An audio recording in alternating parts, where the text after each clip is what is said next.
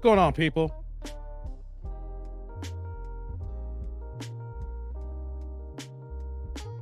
It's that dude named Dave. I'm back, guys. It's Sunday. It is Sunday. How y'all doing today, y'all? We just getting started here. Give me a second. We just getting started.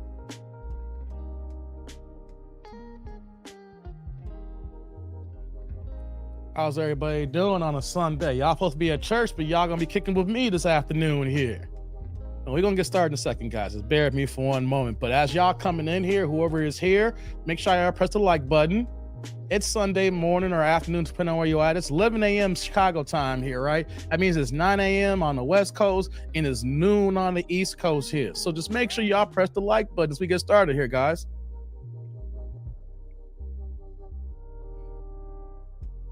We back in the building. Hey, before we get started, press the one in the chat if y'all can hear me. I'm trying to get some things together here as we get this going here. You know, it's early, but hey, press the one, just type a one in the chat here. Just make sure y'all can hear me. How my level sounding, you know? Remember that one old skit from Chappelle? Turn my headphones up. So make sure y'all can hear me, man, before we can get started here.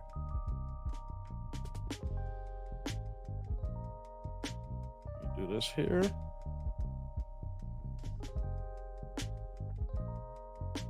Oh, there we go. Yeah, here we go, guys. We're about to get kicking here in a second.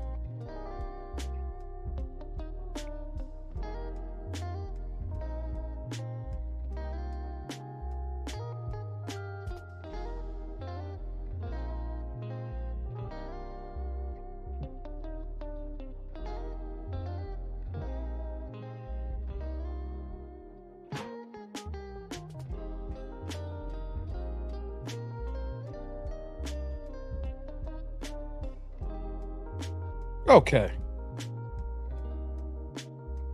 There we go. Sorry about that, tribe. Woo, it's Sunday, y'all. We just getting started here.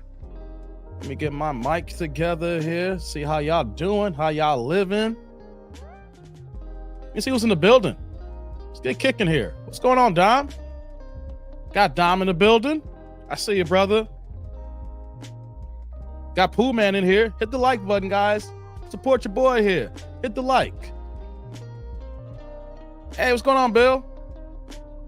Got Gabe in the building. What's up, Taste the Truth? I see it. Jay's like, this is Sparta. Oh, my God. Hey, man. Hey, come on, man. Don't try to start nothing already. It's early, man. Who else we got here? We got LG as we getting started here. Bro, that's like leaving your kids unattended at the daycare center. Oh, my God. Oh, Lord, it's about to get it. Hey, guys, you guys see the title? You guys see the thumbnail? We're going to discuss a little bit today. Women wanting sperm donors. Oh, boy. Oh, boy. Stepdaddy season is here. You know, guys, it's August. Well, technically, it's the end of August now. As we record this, it's August 27th. So by this time next week, we're going to be technically in cuffing season. If it ain't started already. You know what I mean? So, yo, when they're talking about stepdaddy season, remember back in the day, we was like, yo, it's getting, you know, we're getting for summer to the fall time. You know, you ain't going to be out here in these streets like you're supposed to be. We ain't supposed to be, you know? It's like, yo, let me go find something to chill down with for the winter time, fall time. I ain't trying to be out this kind of cold. You trying to pick up something while you chilling and everything, right? But, you know, cuffing season is not the same no more. They looking for stepdaddy season, y'all. Because most women who are in cuffing season got kids. They got shorties. They got little ones. They got semi-big ones. And it's like, forget cuffing season, Dave. I need me a stepdaddy. We're going to talk about that today, guys. We're going to do that. Are y'all ready for stepdaddy season? Are y'all ready for it? I know I ain't. Never have, never will. What's going on, MOP? Hey, David, Tribe, F. Moist Watkins. Hey, come on, man. That's gonna be your, hey, MOP, is that gonna be your theme every time you come into the chat? Like, yo, I'm gonna show up. This is, you gotta copy and paste, don't you? You got like a notepad. Woo, boom. Good to see you, brother. Good to see you. Bill the one. MOP the one. Okay, y'all can hear me. Boomman the one. LG the one. Y'all can hear me. Dope. Get to the chopper now. What's going on, Terrence? Yeah, thanks to the one. All right. Old veteran game with the one. All right. We getting in here, man. Boomman's like, got the shot and the 9 times turn my headphones to I be reading fast. What's going on, Pooh Man? What's going on, KN? Checking in. That's what's up. What's going on, Joshua? What's going on? Julian said this passport season. I like that. I should do a show of somebody's passport season. Yeah, I like that. Passport bro season. No doubt. MOP's like, yes, I hear you, man. Pooh Man's like, nope, F stepdad season. I hear you, man. I hear you. Hold on here. I'm about to get kicking here in 1 second, guys. There we go. No, I'm gonna have to cut this music off too. It's so smoothing, right? I play it, I like the track and everything, and it gets me going to get the ball started. But when I start talking and everything, it's like, oh no, it's too smooth. It throws me off the wavelength that I'm trying to communicate here. So as much as I love the track here, we're gonna have to cut it off. Let's do this here. All right, guys, how y'all doing today? Said MOP says, Dave, those 3 or 4s can stepdad these. Never mind. Hey, man, come on. Jay's like, I ain't cuffing nothing but the loud. Roll up. Hey, man, that might happen after the show, man. That might happen after the show. I'm chilling today. Josh was like 30. Hey, mom, Mary, 53% of childless. Shake my head. End the cycle. I hear you, Joshua. I hear you. Check it out, guys. Let's get this party started here. I'm not trying to do too much long stroking today. We're going to get into it. I'm here for a good time, not for a long time. You know what I mean? So as we get this party started here, let me just state a few things here. I apologize for missing a couple of days. I've been out of pocket. Lately, guys. Like the last stream I did was Thursday, right? And then I was out a lot last week because I wasn't feeling good. So I did a live stream Thursday, then I missed Friday, Saturday, and here I'm back on Sunday. Let me tell y'all something. Salute, EJ. What's going on, Bill? Get ready for the heat to start up again. So I'm gonna talk. I'll mention that in a second here. So check it out, right? I was just. I got to tell you something, and this is for anybody who's in YouTube, just getting started, or you're trying to get started in this game here and whatnot. I'm going to tell y'all, YouTube fatigue is real. I ain't going to touch too long on this here. I'm just letting y'all that YouTube fatigue is real. And what am I talking about here, right? I love doing this, right? I love talking to y'all. I love streaming. I love having conversations. I love reacting, whatever it is that entails me hitting the start this broadcast, going live, and then whatever happens in the middle, the beginning, middle, and end, until we get done. I enjoy this, guys. This is dope. I mean, it's not for everybody. This is not, but I love doing this here. But here's the thing. I've been doing this for like a year and a half now. So this is like a complete transition to what I've done everything in my life. Like I dibbled and dabbled in entertainments and the arts and things of that nature. But when you say that, hey, I want to do this and I want to get paid for it, not just you striving, you're working on it, but you say, this is my get down. And so, like I said, I've been monetized since my first month on YouTube. And so basically it's just become a part-time job. There's been months I've done full-time, but here's the thing that people don't understand. When you're a content creator, everything's up here. Everything is up here. It's up here and your mouthpiece that delivers it, right? So whatever job you may have, sometimes you don't got to talk.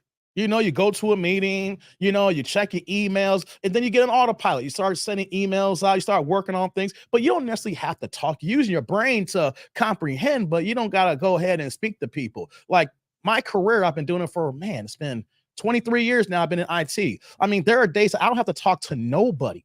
I could literally just have my lips shut and just get to work and get stuff done here. But when you are a content creator, everything's in play here, man. Especially the fact it's not a faceless channel. I show my face every single video. I don't cut the camera off. And a lot of people have faceless channels, and that's all good, But here's what happens when you don't have a faceless channel. You show yourself, and then you're here often, and I'm talking, and I like making videos for like 20 minutes or 15-minute reactive videos. When I live stream, I go for 3, 4, 5, 6 hours. Y'all seen it, right? But what happens? After a period of time, there's this thing called YouTube fatigue, where that no matter what is going on, no matter if you have a popping channel or your channel's in the doo-doo, or you got a reasonable channel. It doesn't matter if you making money or not making money. What happens is that there's just those days where that you can't do anything. You don't want to get behind the camera. You don't want to talk to nobody. It is what it is. And that's what happened with me the last couple of days. I said last week, and it started after I got sick. Like when I couldn't live stream last week, I lost my voice, you guys know. And then I tried to come back. I've been testing it out. And you guys can tell that my voice is probably like back to like 95%. You give me about another couple of days, I'll be back to like 100. I do my impersonation, things of that nature. MOP's like, I wish I can go live, Dave. I don't meet the requirements. You can go live, MOP. What are you talking about? Anybody can live stream. Unless something's going on in your channel that you can't drop any content because you got a strike or something, anybody can live stream. Anybody can live stream MOP. You can live stream. You can drop reaction videos. You can just do a talking head video for 5-10 minutes. You can do whatever you want. There may be something wrong with your platform MOP, but nah, it's not about requirements to live stream. You can go live at any time. So there is this thing that when you have this YouTube fatigue, it doesn't matter. You could be having a good day, a bad day. My voice could be gone. My voice could be back. I could have the most fire content ready to go. And you want to know something? I look at my camera. I look at my mic. I look at my mixers. I look at everything. And I just say, I can't do it. I don't know what it is. I just can't do it. And so when you get to those days, guys, if you're trying to start this out or you are on YouTube and you're still trying to find your way, only thing you can do is take the day off. You can't force it. So that's what happened to me. And I know this happened a couple of times since I got sick. Like last year, when I got sick last year in October, if some of y'all may not remember, but when I got sick in October of last year, I was out for like 2.5 weeks, right? But prior to me being sick, I had not missed the day on YouTube. I think there was like 3 days I didn't drop content from February 7th up to like October 12th. It was really crazy. I was grinding. I mean, there was days I was dropping 2 pieces of content today. I was dropping 2 pieces of content and a live stream, but I was just killing it, right? And then as soon as I got sick, that's when I started realizing the YouTube fatigue. And you know why I say that too as well? Because when you get yourself such a rhythm, you make this part of your daily grind, and that when you get used to missing several days, then your body gets acclimated to it and it's harder to get back in.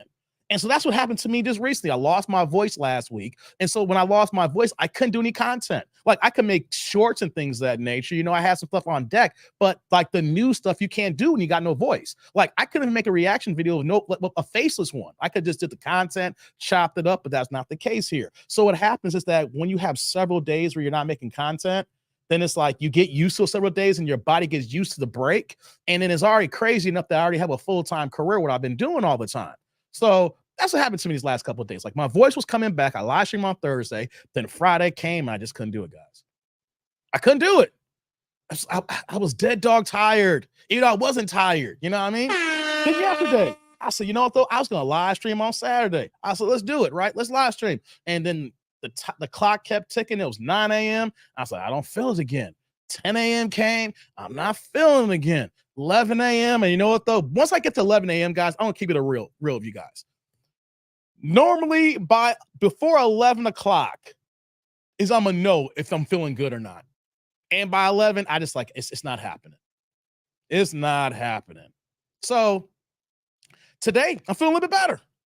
My voice is back. I'm still not all the way 100%, but I say, hey, man, I can't miss too many days here. And that's the thing about this YouTube. It's a rat race. It's a hamster wheel. You got to keep going even when you don't feel like going here. And my thing is like, I'm not sick no more. I already missed 2 days. It's the end of the weekend here. We're getting close to the end of the month. Let's close the month off strong here, guys. Let's make some content. Let's have a good time. Let's all congregate together. Let's talk about some important items that I feel is important here. And let's finish this off right here, right? But I just want to let you know, if you're going to get into this or you see other people and there's some channels you follow and all of a sudden that you don't see them for a couple of days, it could be vacation. It could be the fact that, we get burnt out. Because a lot goes into talking here, guys. Whether you realize it or not, a lot goes into doing something like this. Likes up in the building, guys. Likes up, super chat, super thanks, super stickers as well for the Sunday here. But I just want to let y'all know, man, it gets hard at times. It gets rough. But you know what, though? We here now. We here. Let's get the cooking. Let's get the going here. Just want to throw that out there, guys. So let me see who's in the chat here. Who's in the chat? I saw people come in here, you know. Hey, since I'm seeing a few things here, let's do the TD&D roll call. City, state, zip, area code. Rep where you from. You know me. Suburb 60 stand up. Where y'all at these morning here? You know, y'all in church right now. Or no, it'd be funny if y'all actually in church and you had like your earbud in, but you covering it up and you got your phone in the corner here and you watching me. Hey, that'd be funny as hell if y'all doing that. Because you know why I'm saying that? I've done that before. Have family members that does, you know, that are in music and they have their recitals or they have, you know, rehearsal, things of that nature to be happening at church, right? And the irony is that these things be happening during football Sunday. I remember last year, man, I had with my locks, I had my earbud in covering my hair. I had my phone, I'm sitting in the cover, like, who am I? I'm watching the game. Yeah. Let's see here. Let's get to that chat here. Jay's like, it's all good, Dave. Gotta take breaks sometimes to recharge. Exactly, Jay. Yeah, gotta recharge, man. But it's not just recharging. It's just the fact that when you get in a space, like this is your job, this is your business, this is mine. It's one thing when you don't feel like going to work, you can say I take a personal day, or at least you don't got no vacation days or sick days. Like, damn, I'm just gonna get to work and I'm just gonna half-ass it, right?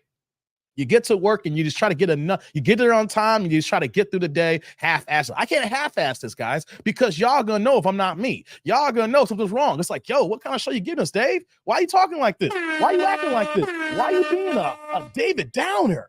You know, so it's just so much. It's not just recharging. It's just the fact that just having the willpower to go to work. You know, because I could, like yesterday, I wasn't really tired yesterday, but just mentally, I was just shot. Just mentally, I was shot. Pinball, you in Gainesville. That's what's up, man. What's going on? What the hell? Rod's in the building. What's going on, Rod? Tommy's like, the title speaks volumes. Oh, we're going to get into it in a second now. I'm ready now. Tommy's like, COVID's making a comeback too. I heard about that, Tommy. I heard about that. They was talking about we got to get our mask out again and stuff like that, man. It's crazy. It's crazy. And speaking of like the weather and stuff like that, guys, y'all know when and here's the thing too that messed me up this week.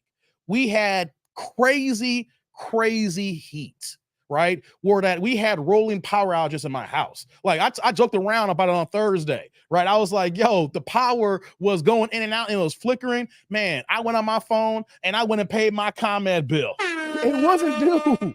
It wasn't due. I was like, you know, though, I don't feel right when the power goes off. It's too hot for this going on here. I went ahead and paid the ComEd bill. I'm like, yo, let's get this going, get it out the way here. You know what I mean? But it was 114 to 115 those days. I came back and it was still 115, right? Guys, you know what the weather is yesterday and today here? We're 74 degrees. 74, today's high is 75. How do we go from 116 a couple of days ago to 75? And I'm telling y'all to say, that threw me off too. Whenever we have extreme weather like this, guys, I'm going to tell you, my allergies kick my ass. My allergies kick my butt, and I already know I'm going to be out the game. You know what I mean? So I'm prepping for it, you know, because, yo, man, that's a 40-degree swing. 40 degrees. And here's the thing. It's lovely outside. It's beautiful. The sun is out. But when you go from 116 to 75 and then at night, it's in the 50s. Yo, man, we're going to have cats getting sick here. It's easy to see how COVID is making a comeback when we have the extreme weather like this that breaks our bodies down. See, that's one thing that we don't understand and we don't pay attention to. Even though you could be a healthy person, the extreme weathers throw something off in our bodies that hence that'll let an opening come in to throw something off here. And if you're someone who got badass allergies, it's a wrap. So yeah, man, it's crazy out here. Rod says, I ever do a channel, I'm going faceless. Well, you can do that, brother. Go ahead, man. Get in this game. Get in the game, brother. Let's see here. Got Eric in the building. What's going on, EJ?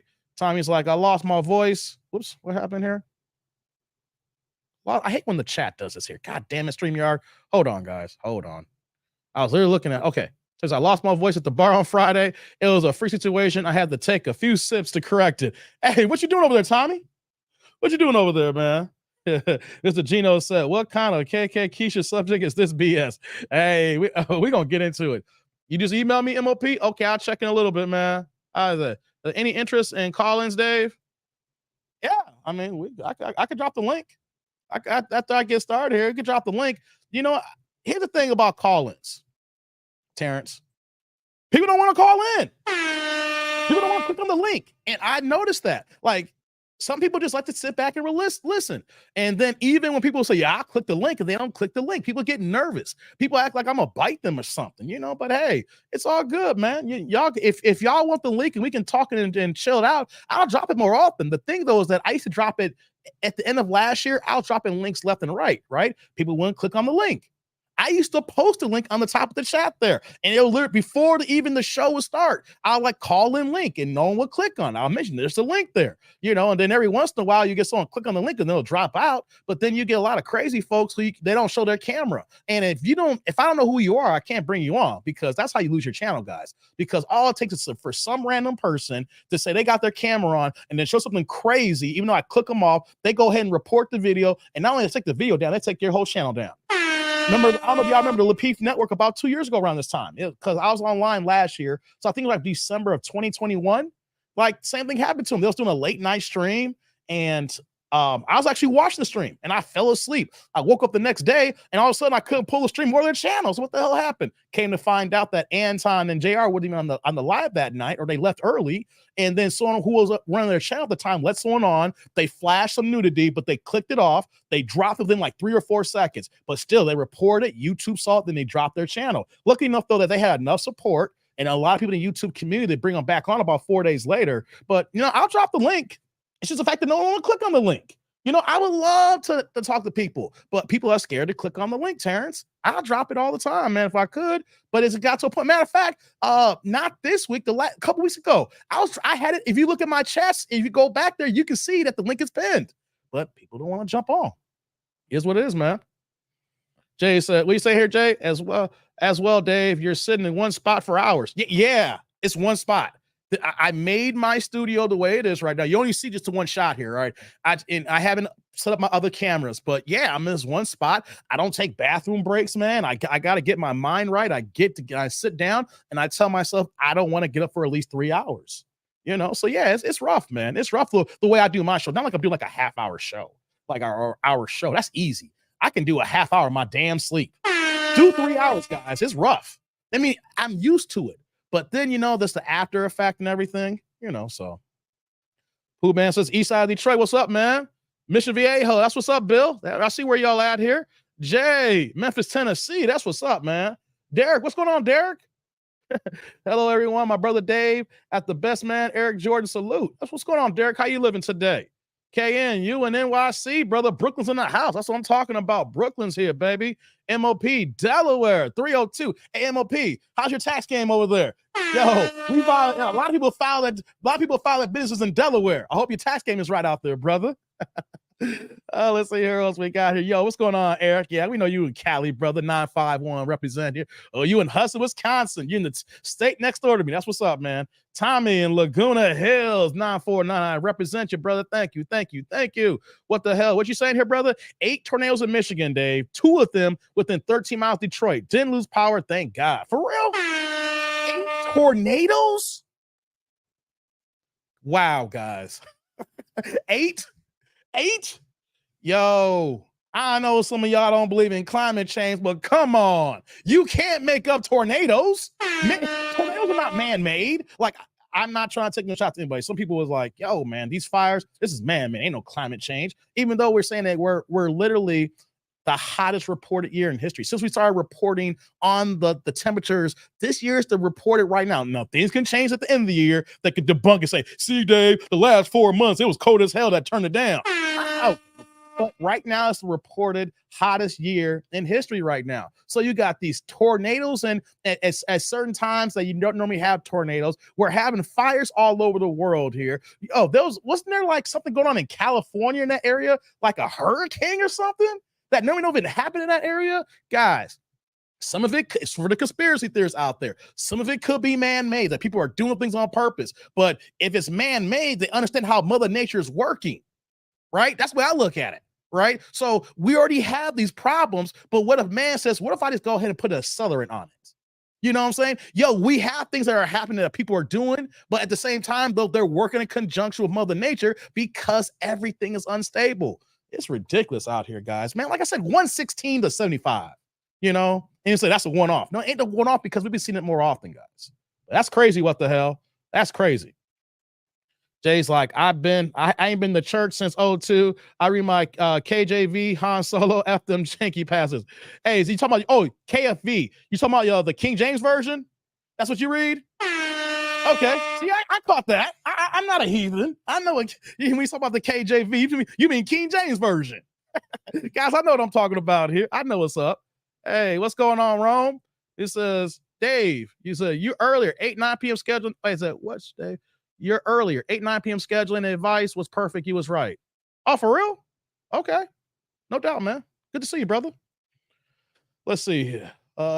Taste of Truth says, my AC kept kicking off. Oh man, dog. That's why I said when I canceled the last stream on Wednesday, when everything went off, wasn't just the power, AC, everything. Whenever I'm in the basement too, and I'm gonna go woo, and then my AC unit, the whole unit, the HVAC, everything, like the heater, all that stuff is right next door to me there. And when you hear that thing go boo, I was like, hey man, it's too hot for this. Hey, it could have been 75 degrees. I've been scared as hell. I don't know about y'all. When you're a homeowner and you got people that rely on you, the last thing you need is your water or your heat not coming on. Hey, man, stop playing with me on that, brother. I hear you. Let me see here. Let's see here. Rome says, I have two $200 light bills, and my tenants from 2 of my properties are complaining to be like, I can control it. Hey, man. They're complaining about the light bill? Hey, Rome, this is what you tell them. Turn off the damn lights. You know what I'm saying? Hey, bro. Hey, tell them to turn off the lights. Like, you complain. Why you complain to me? Like, if you lived out here, it's like, call ComEd, and then turn off them lights. Stop watching your TV all day. Hey, turn your AC off or let it run at a certain temperature, but don't complain to me. That's like a you problem, not a my problem. Hey, especially Rome, you have tenants. It's like, look, your utilities, you pay. That's between you and the power company. I just got to make sure that this building or this room that you're staying in is right. After that, then if your internet's wrong, your utilities wrong, that's not on me, brother. Hey, Rome, tell them to call ComEd. So don't complain to me. Take care of your bill. Hey, man. Hey, let's see here. Who else we got? MF's like, usually I just listen, but if you post, I will call in. Okay. That's what's up, brother. What's going on, Sheila? Sheila's in the building. I'm like, bro, TikTok found a way to show people having sex, and you can clearly see the parts. I knew it was a matter of time. Hey, Tommy, you're gonna catch me on TikTok. I ain't trying to get kicked off. I'm telling you, people like me, the kind of content I do, it is really a feminist app. There's people who talk lighter than me. People, you can say they're toned down Dave, TDD. Tone down Dave versions of me out there, and they losing their TikTok channels. I'm like, man, I've literally seen at least 7 to 10 people, black guys just like me, who talk on there and don't even have the same passion that I do, but they have very good talking points. And then they lost their channel. They lost their their TikTok. And I'm like, if these cats can lose it, what would happen to me? I'm like, man, I don't feel like wasting my time. But now they're showing nudity now? Man, that's crazy, brother. That is crazy. Dave got bladder of steel. Yeah, I do, Rome. You got to use the bathroom before you get started. Use it before you get started. And once I get going, man, it's like the whole thing just shuts off. It's like, all right, Dave's working. We can't go till Dave gets done. Jay's like, yeah, Dave. Trolls try to constantly do Tommy Sider more like that, so he would have them off screen before bringing them up. Mm-hmm. Thomas in that 617. I see you, brother. All right, who else we got here? About to get started now. Just letting people catch up here to get in the chat here. So I just think it's Mother Nature PMS, and says Sheila. I think you're right too. I think that's part of it. Mother Nature is like, look what y'all humans are doing to me here. Y'all making my cycle come early. Y'all making my cycle come early. Human beings. What's going on, Leroy? Leroy's in the building, man. Thomas says Mother Nature has COVID. God damn. Leroy says Maui's the hottest place in the U.S. when those fires happen. Hey, I was watching a video about 3 hours ago. There's wildfires going on in Italy right now. A person was literally driving, trying to get the hell out of Dodge, and they had their camera turned on, and all you saw was just smoke, and they were speeding till they got past the area when the coast was clear. Man, it's happening. It's not just Canada. It's not just Maui. It's not in Cali. We're going across the globe over in Italy, too. We're talking about Europe. It's all over, guys. It is all over the place, man. What's going on, Anthony? Anthony's in the building. I see you, man. Vinny, what's going on, Vinny? Yeah. Let's see here. Who else we got here? What the hell says Cynthia G and Sprinkles, a prime example. Hey, come on, man. Rome says Steve Harvey done had his wife, wife back broke by the security guards he hired. Was wild after he sent. I heard about that, but I know that was true or not. I didn't want to touch that. I originally saw it from a channel that didn't have that many followers, just looked like someone who's trying to get their popping on, So whenever I see a channel that's reporting stuff like this and they got like 200 subscribers, it could be telling the truth, but it could be doing that just to get popping here. You know what I mean? So I don't know if that was true or not, but it is what it is, man. If that's true, hey, Steve Harvey got what he gets here. You know what I'm saying? You move like you moved there, and it's gonna come back and bite you again, man. It's like, yeah, fire's going on in Greece. For real, Pooh, man, in Greece too? Lord have mercy. So everybody else turn for tornadoes. Chicago doesn't need any more storms. Hey, man, we get our share of tornadoes out here. Don't get twisted, Leroy. When it comes to tornadoes, I'm used to it. Like where I lived growing up at, there's a town that's 2 towns over called Plainfield. They lost their whole goddamn high school like in 95. I was in high school. We used to run against Plainfield, right? Now they got 2 high schools in Plainfield. And my nephew and my nieces go to one of the new Plainfield high schools now that they built. But when I was in high school, we had Plainfield used to be called Tornado Alley because it's nothing but flat lands and houses, but there's no obstructions to block any major weather. And because it's where the area is, you have a lot of flat land that's coming through from southern Illinois. So a tornado, when the weather is right, or a tornado can just come and rip right through. And so what happened was about almost 30 years ago, Plainfield lost their whole damn high school. We have areas here where it's Tornado Alley. That's a fact, man. That's a fact. But we always get janky ass weather, man. Tornadoes, thunderstorms, like just a wild inclement weathers. It's happening here. Only thing we don't get is the hurricanes, baby. That's the only thing we don't get.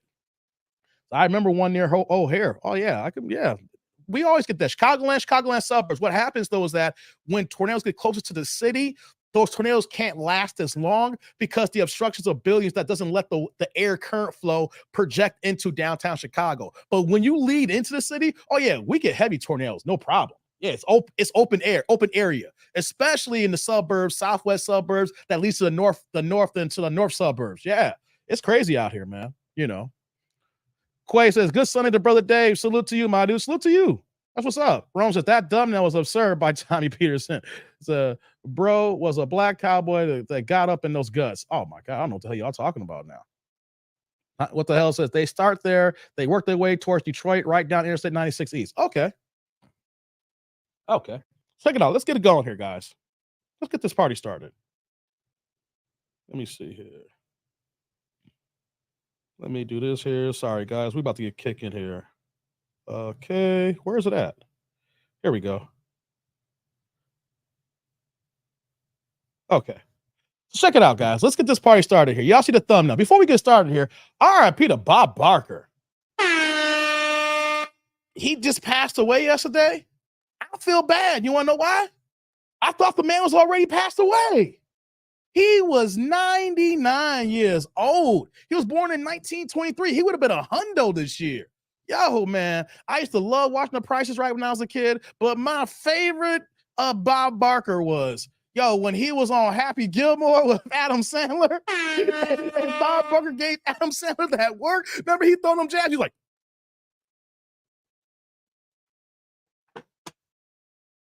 and he's like, now that's game, bitch. Hey, man. Hey, man. Yo, I love Bob Barker and Happy Gilmore, man.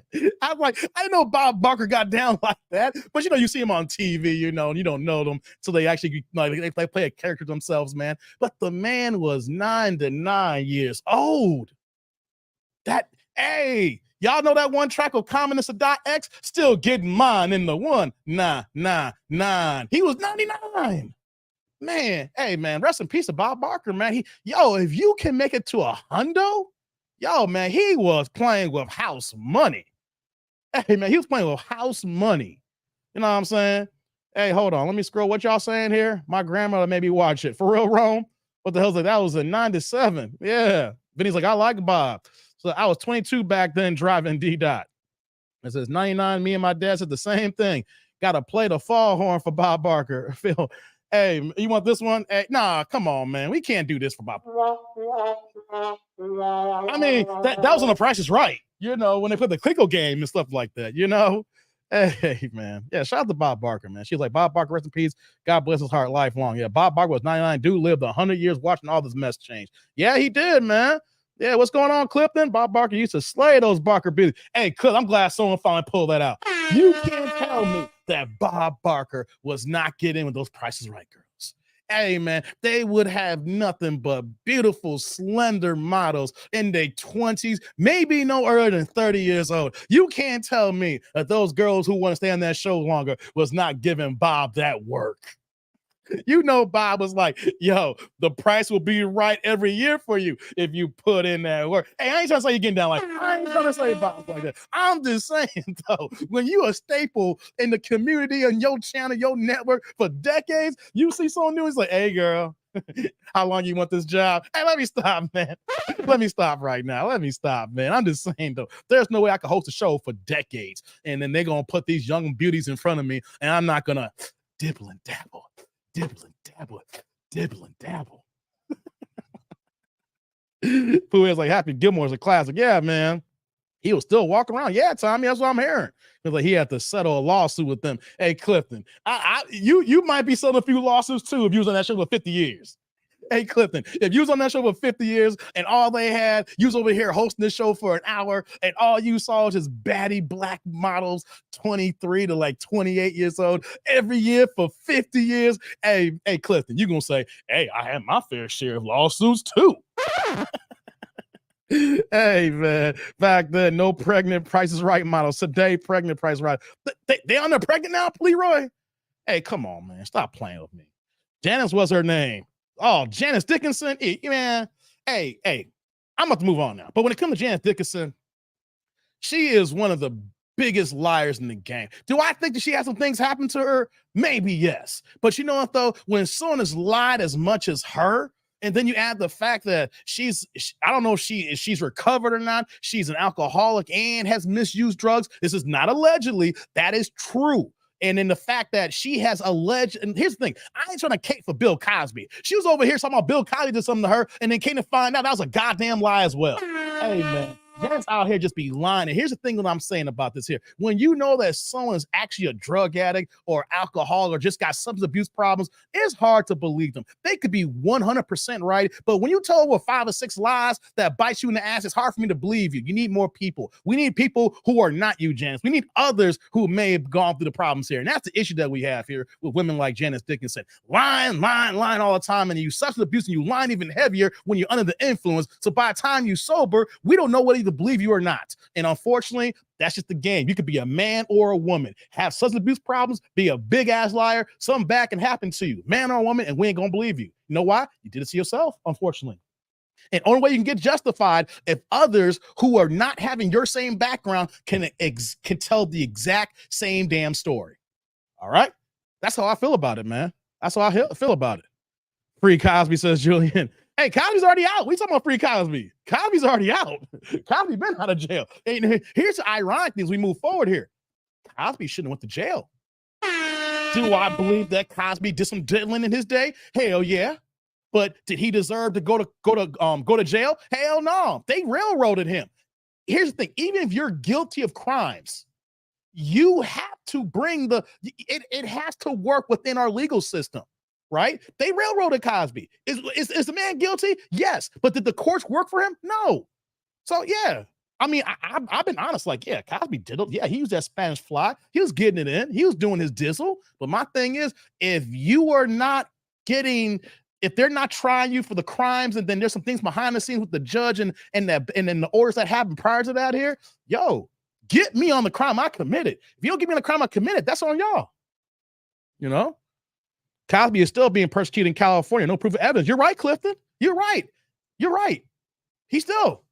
And you know what, though? If I was Cosby, I don't know if he's suing right back, too, but he should. Like, if you're going to get Cosby, you had to get Cosby when he was doing the ish. And then the problem, though, with these other accusers with Cosby, a lot of them were lying. My thing is, you can have 50 accusers, and I understand that 20 could be right. If the other 20, is telling lies, you got a big problem, prosecution.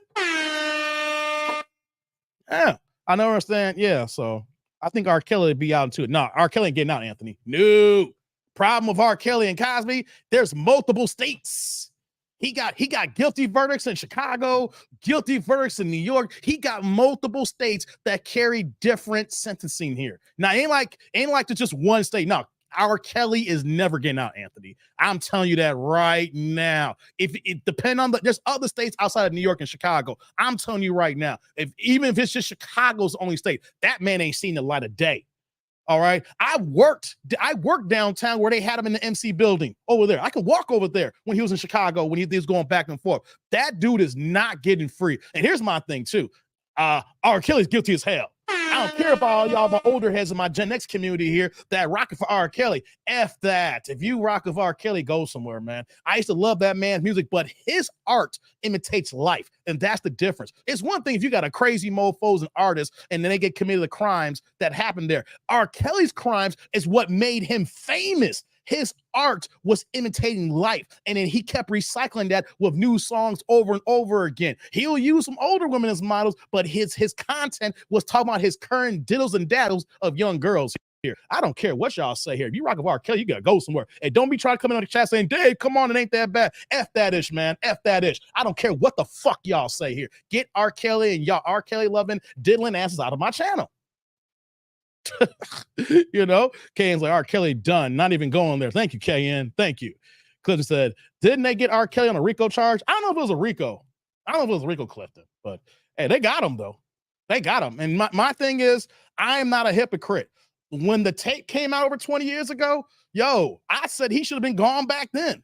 And I knew a person who was cool, actually real cool with one of the girls in the tape.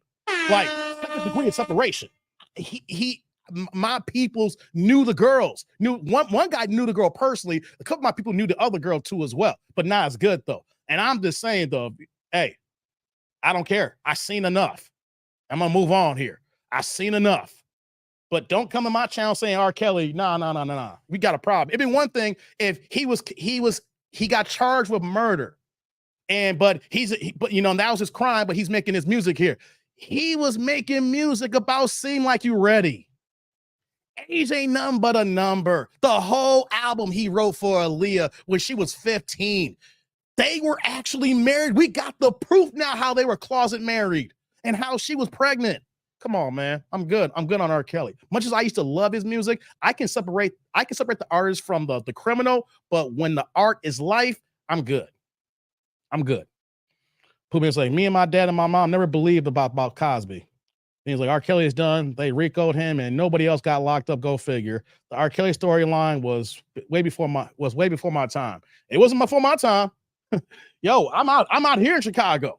I was out here. We lived it. We knew it. We knew it, guys. We had people used to see our kid at the Rock and Roll McDonald's downtown scoping girls out. And when I say girls, he wasn't scoping women. Facts. When he used to be at the high school on the South Side, man, come on. Everybody knew he was hanging out. He wasn't just there going there to talk to the teachers. Man, come on, man. They tried to do the same to the Browns, QB Watson, no evidence of a crime, so they immediately went to civil court and got the bag. But Clifton, you know the thing about Deshaun Watson? His story was iffy. I don't know all the details, but I have enough to say they didn't have enough on him, Clifton, but they had enough. Does that make sense? They didn't have enough, but the NFL had enough. Does that make sense, Clifton? Like, they don't have enough to charge him. The NFL and their investigative committee had enough to say, he's got to sit his ass down. This dude is Mr. Nasty Man himself here, all right? You may not have had enough to get him and bracelets, but NFL had enough to say, nah. All right, we got our share of problems here. You got to sit your black ass down. So they didn't have enough on him, Clifton, but there's enough smoke that says, we can't convict him, but you Mr. Nasty Man over there. You Mr. Nasty Man. All right. He was hanging out at the high school. Yeah, Vinny. Yeah, he was. He stayed all day at the high school on the South Side. I can't think of the name right now. I'm just drawing a blank right now. He stayed over there. The teachers knew. He wasn't just out there talking to old teachers. Nah. He had him and his people scoping out new recruits. Hey, man, come on. Bro, did you see half the women he settled the lawsuits with? Said, hell of them wasn't worth the time of day. Yeah, man. Let's move on. NFL just needed enough testimony to think something happened. Clifton, the NFL is dealing with all. Do you know how many reports the NFL's security team gets every day? And they say, okay, can we sweep this one under the rug so this dude can play ball, or this one got to sit down? At the end of the day, Clifton, these guys don't want them to sit down. These guys, they want these guys to play. How many times we've seen allegations and they come back, or we get mad at a certain suspension, things of that nature. At the end of the day, they want these guys to play. You know, there's too much money on the table. You know, Watson did admit to sleeping on 2 or 3 of the women. Even if he didn't sleep with them, dude, why is Watson hiring massage therapists on IG, Clifton? You know why he's going on IG? Because he's looking for the girls he could smash after he get a massage here. If he went and got professional massage to come to his house, that he can't get the happy endings. He was going on girls on Instagram looking for massage therapists and masseuse, things of that nature. That sounds funky right there. Like you haven't, and here's the thing too, Clifton. He was hiring a different masseuse every single time, basically here. It made it sound, God, I don't know if you understand this, Cliff. Let's say he's a little bit freaky. Hey, hold on. Hey, Clifton. Hey, Clifton. Hey, there you go. Thank you, brother. Thank you. Thank you. Thank you. That's what I'm waiting for you to admit, Clifton. Hey, thank you. That's all I needed.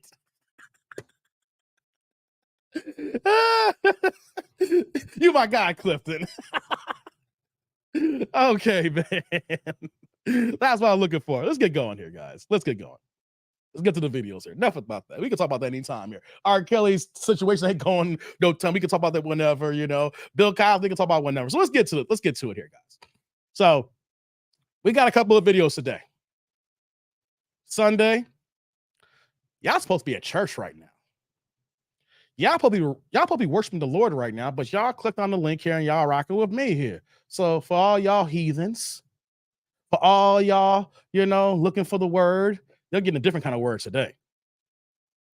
And Watson's always on a religious Bible tip, please. He is Clifton. See, I don't follow him like that, Clifton. I didn't even know he was like that. I will say this though, Clifton. His girl is bad. Like, his girl ain't leaving. Hey, go on IG and look up Deshaun Watson's girl.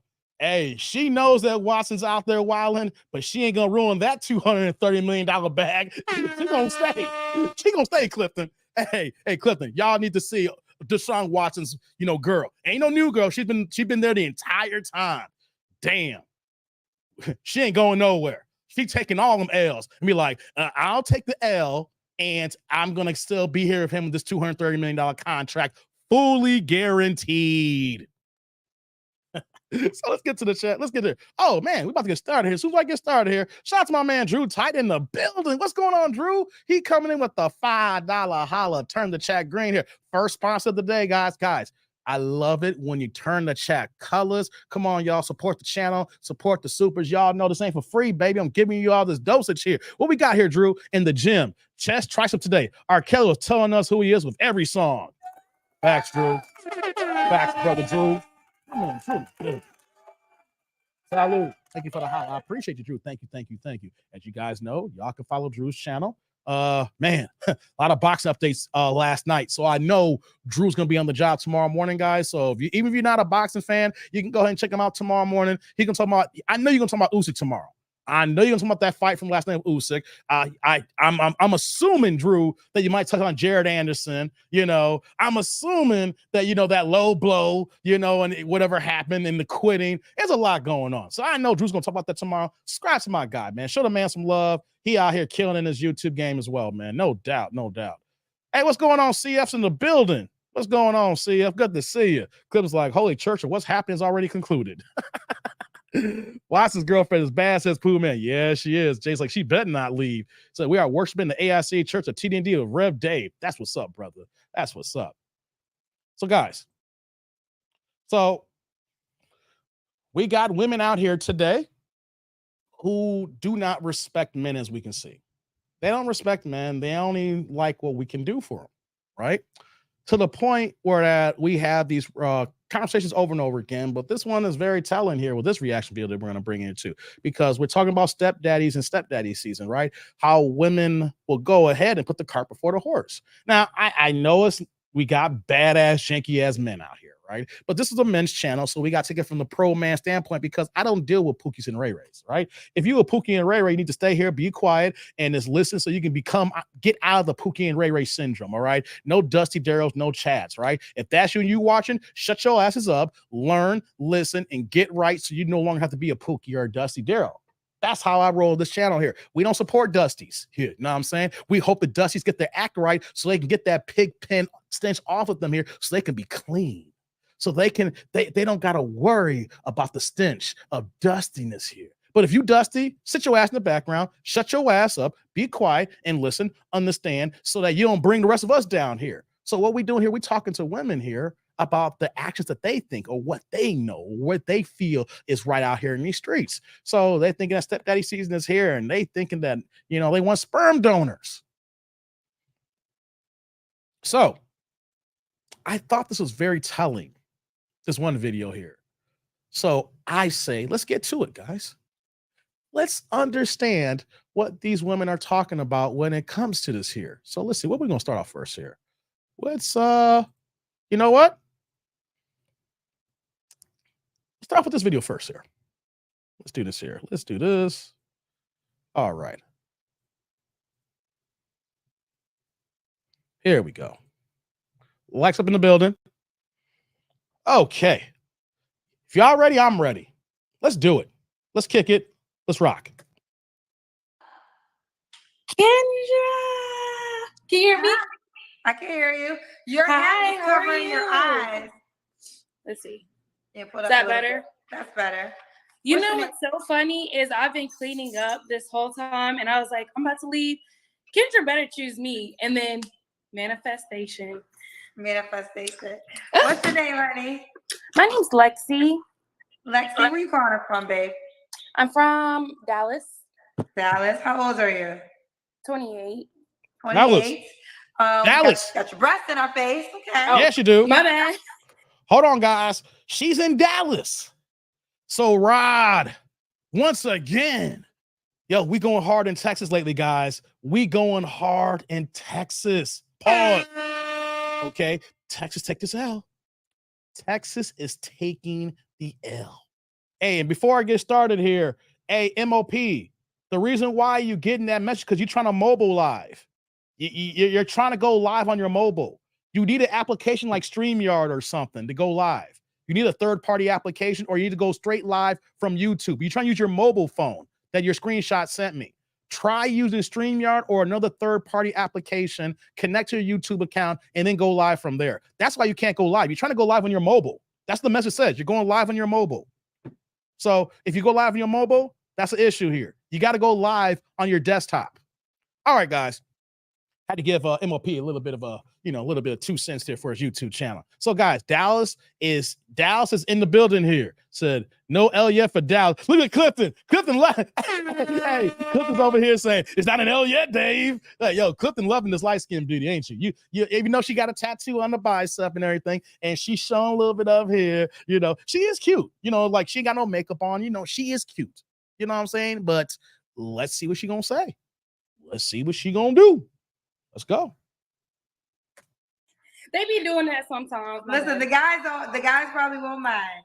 Lexi, 28, Dallas. What do you do for a living, honey? I'm in finance. In finance, okay. Naturally pretty.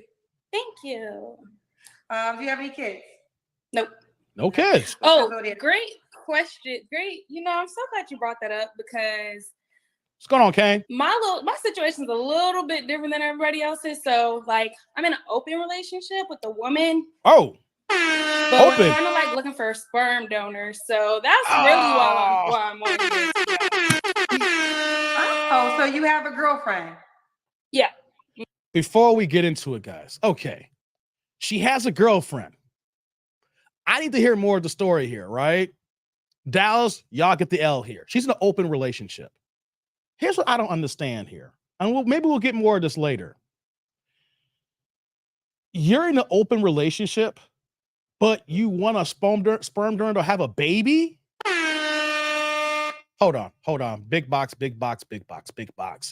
Isn't this some goddamn selfish ish here? Ain't this selfish as hell? You're not in a committed relationship. You're not married. Here's the thing, though. When I say marriage, I know that a lot of people in my chat here don't believe in the government being involved in their marriage, and they do other things as far as to, solidify their union, But if you're not in a committed situation like that, you don't believe in the marriage of the government, so that when you break up, they can, woman can take half your assets, or you don't feel like paying extra, for a divorce lawyer, you believe in this thing here, like we can do things without the government, right?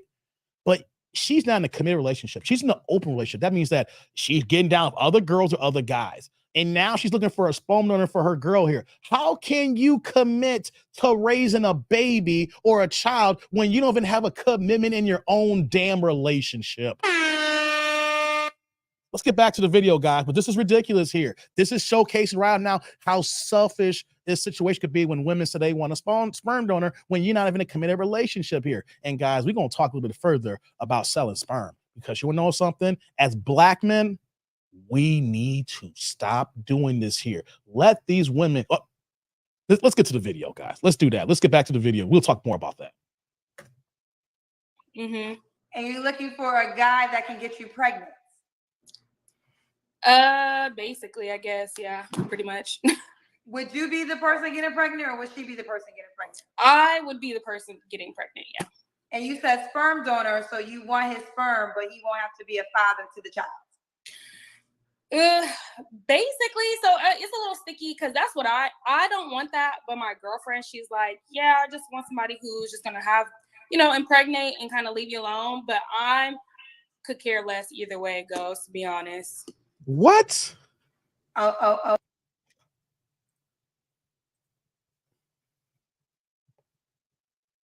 This is another situation.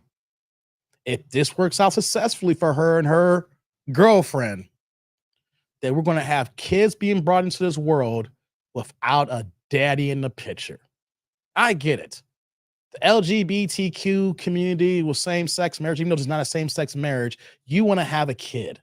But don't you realize that even though you have two parents there, let's say, quote unquote, two mothers, child still needs his father.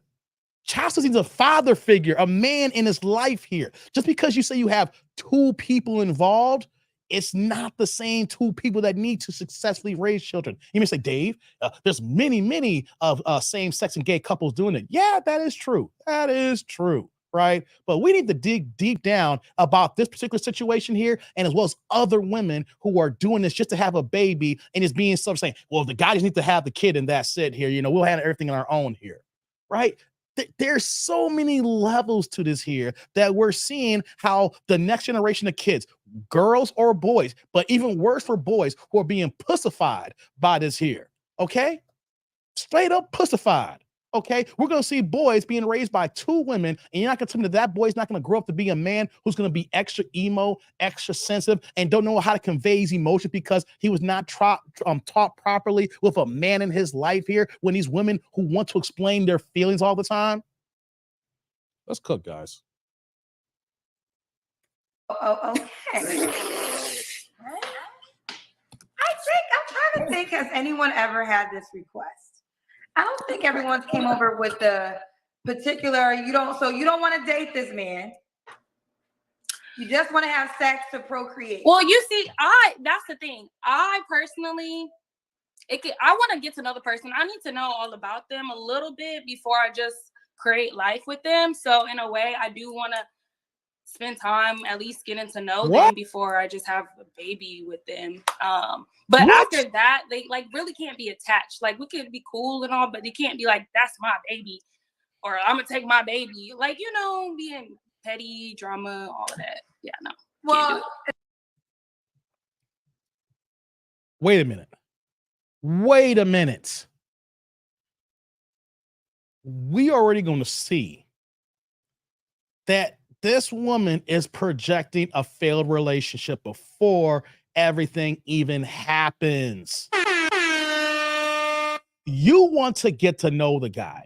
You want to understand his background. You want to see how he moves before you get intimate with him. Because it sounds like you're not trying to do no artificial insemination. You trying to go ahead and do the raw dog with this dude here and get pregnant, depending on how many times it gets, so you get to know him.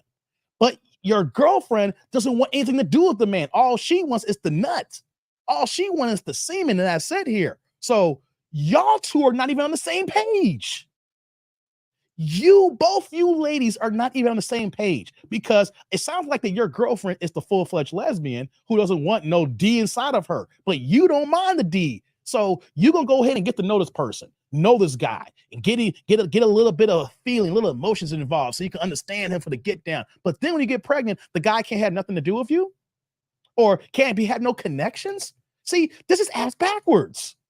This is completely ass backwards, guys, that you're going to want to get to know the person better and build some familiarity, build a core, build a bond, so that it's just not just some lazy, transactional sexual situation here. But then when you get pregnant, bye-bye. Oh, let's get back to the video, guys. This is how women here in this scenario really don't even realize it, that the end is already here and they don't even know it. When I say the end, your relationship is over. Okay, it is over. And you don't even know it yet. In an open goddamn relationship. Can you imagine if a guy came on her show, Kenan Show's like, yeah, I'm in an open relationship, but we trying to have a baby. And it shows how our Black community is constantly losing here. When we hear these examples, we can see how boys are being left behind. We're seeing girls being groomed to being banshees, because you don't even have the stable foundation to bring a child to this world here. Now, everybody's not going to be stable when they get pregnant, going to make it work. But you're coming out the gate with no kids here, and you are solidifying an unstable background. Lord have mercy. It's a surrogacy process. Yours is a little different, but you obviously will have to have paperwork. But now I want you to, and me living in California now, surrogacy is a very... Damn, Jay. Oh, we're going to do yoga, and then I'm going to be my surrogate. Like, it's very common in California. Not common around the world, though. And I do want you to respond to this, because people will say you're trying to create a baby without a father, and that's wrong. And that will be something that I will definitely see in the comments. So what do you say to people that would feel like it's unfair to intentionally create a child that's not going to have a father? I mean, I feel like I have a lot of men in my life that could be father-like roles to my child. I feel like they don't necessarily need a father. Wow. Because that's just like a lot of I'm not even about to comfort half the people, but a lot of women who come on your show, they're like, oh, I have a baby daddy, but they don't have to worry about him because he ain't around. At least, it's still going to be a 2-parent household. They're still going to be showered in love. So I could really care less about anybody who says that it's selfish or not a good thing to bring a child in this world without a father, I guess. Big box. Big box.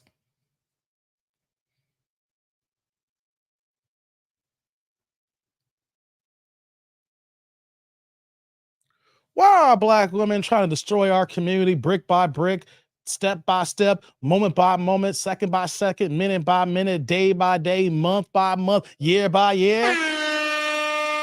So you are minimizing the man just for his dick and for his sperm here, and you thinking that 2 women can raise a boy or a girl by himself here? That's the problem in our community here. We have minimized the role of the man just for sex and then to procreate. Everything else is not needed. But why is the fact that we're seeing boys who are coming in these single family homes are being raised strictly primarily by women with no man in the household? What happened? We got boys at the lowest reading levels among any demographic in our country here. Black boys are behind reading around 3rd or 4th grade levels here. We got women who are girls being raised to be women like this, and you're seeing like they don't know what a man's supposed to do in their role in their life here. Like the stability of a man who comes in and shows his masculinity, shows his headship. We are minimized in a culture here by women like this who don't believe that men are important here. And as long as we have more women thinking like this here, and then they're going in their little echo chambers being like, we don't need no man, we can do it on our own here, right? We are slowly but surely making our community worse and worse and worse here. And you want to know why certain men, especially me and my circle here, and how I talk in these live streams, is like, why are we so hard on women? Because women can think that they can do it on their own. Can you? Yes. Is it ideal? No. And if you don't even have the kid here that's already pregnant and then and getting ready to go here, you have proper plan to say, this is not the right way. A son or a daughter needs their daddy. Not no father figure like an uncle or a cousin. Because you want to know something deep down, that kid's want to know where his father is. He gonna know where daddy is and want dad's approval, whether you realize it or not. They may say, well, I didn't have a dad for so long, I moved on. You ask any adult here who didn't have their father in their life or wasn't around because what the mother moved and did here, and they'll tell you straight up, I needed my dad at certain times. I needed my father sometimes. I needed that man to tell me what to do here. I only got so much advice from a woman because a woman can only tell you so much. Guys, if you think about the fact that if it takes a man and woman to create a child, in the same sense, it takes a man and woman to raise a child successfully here in the proper dynamics here. Hold on, let me get to the super here. Shout out to my man Eric Jordan coming in with the $2 holla. Turn the chat blue here. What you got for me, brother? Lady, go on ahead and get yourself a pookie. Lord have mercy there. Hey, man. DJ. Salud. Thank you for the holla. I appreciate you. Thank you. Let's get back to the video here, man. She gonna need a pookie. I mean, no men. I hope that when I establish this channel here, who rocks with me, any man in their right mind should not take on a situation like this to be in sperm donor here. This is not the way to do it here. Because men, if you volunteer in a situation here, you are volunteering to another brick on the black cultural line here that is being destroyed here. You are enabling these women to say, we don't need you. We just only need a part of you and we can get going on our own here. Guys, it's your sperm. Protect your sperm at all costs here. The fact that they want to rock and do this here, that's their problem. Keep yours to yourself here until you find the woman that you meet that you want to have kids with. If you don't find a woman you can have kids with, keep your sperm to yourself. Let's get back to it. Okay. Yeah. So are there any attributes you desire for your sperm donor? Oh, here we go. Yes. Okay. So I just want them to be attractive. Oh, wow.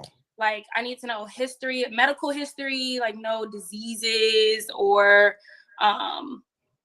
mental illnesses. They have to have be like a certain height.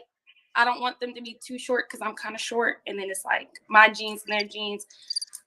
Yeah, if I could choose how my child comes out, because I want a boy, to be honest. And, oh God. Apparently every woman wants a tall man, so I want to give him a good shot at life, you know. So he has to be kind of. You want to create the tall, dark, handsome man that every woman. She's trying to put the cart before the horse, and then excuse me, and then she wants to go ahead and try to create the perfect man. You got to be tall. I got to make sure you have. I can understand the part where she said that, you know, you want to find a man, no diseases and mental health.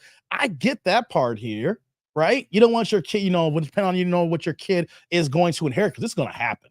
This is going to happen, guys. We got to speak like they're going to find somebody, whether they find a good guy or they find a pookie and they're still together. This is going to go down, right? So we got to discuss how this is going to go down here. She's trying to create the perfect boy. Got to be tall, got to be attractive, got to be good looking. Make sure you know mental health disease, things of that nature. I need to know everything about you before we do this here, right? You and every single woman in the game here wants a 666. This is crazy. It's asking for. I mean, if I had the ability to create my child, yes, I put him in the position of winning out here, to be honest. So. Yeah. Well, winning by there's a lot of men who are winning who are not tall, dark, and handsome. That is true. But I think with my genes, like I'm very intelligent, I'm driven, I'm loyal, like all of the qualities that I know I have within my genes.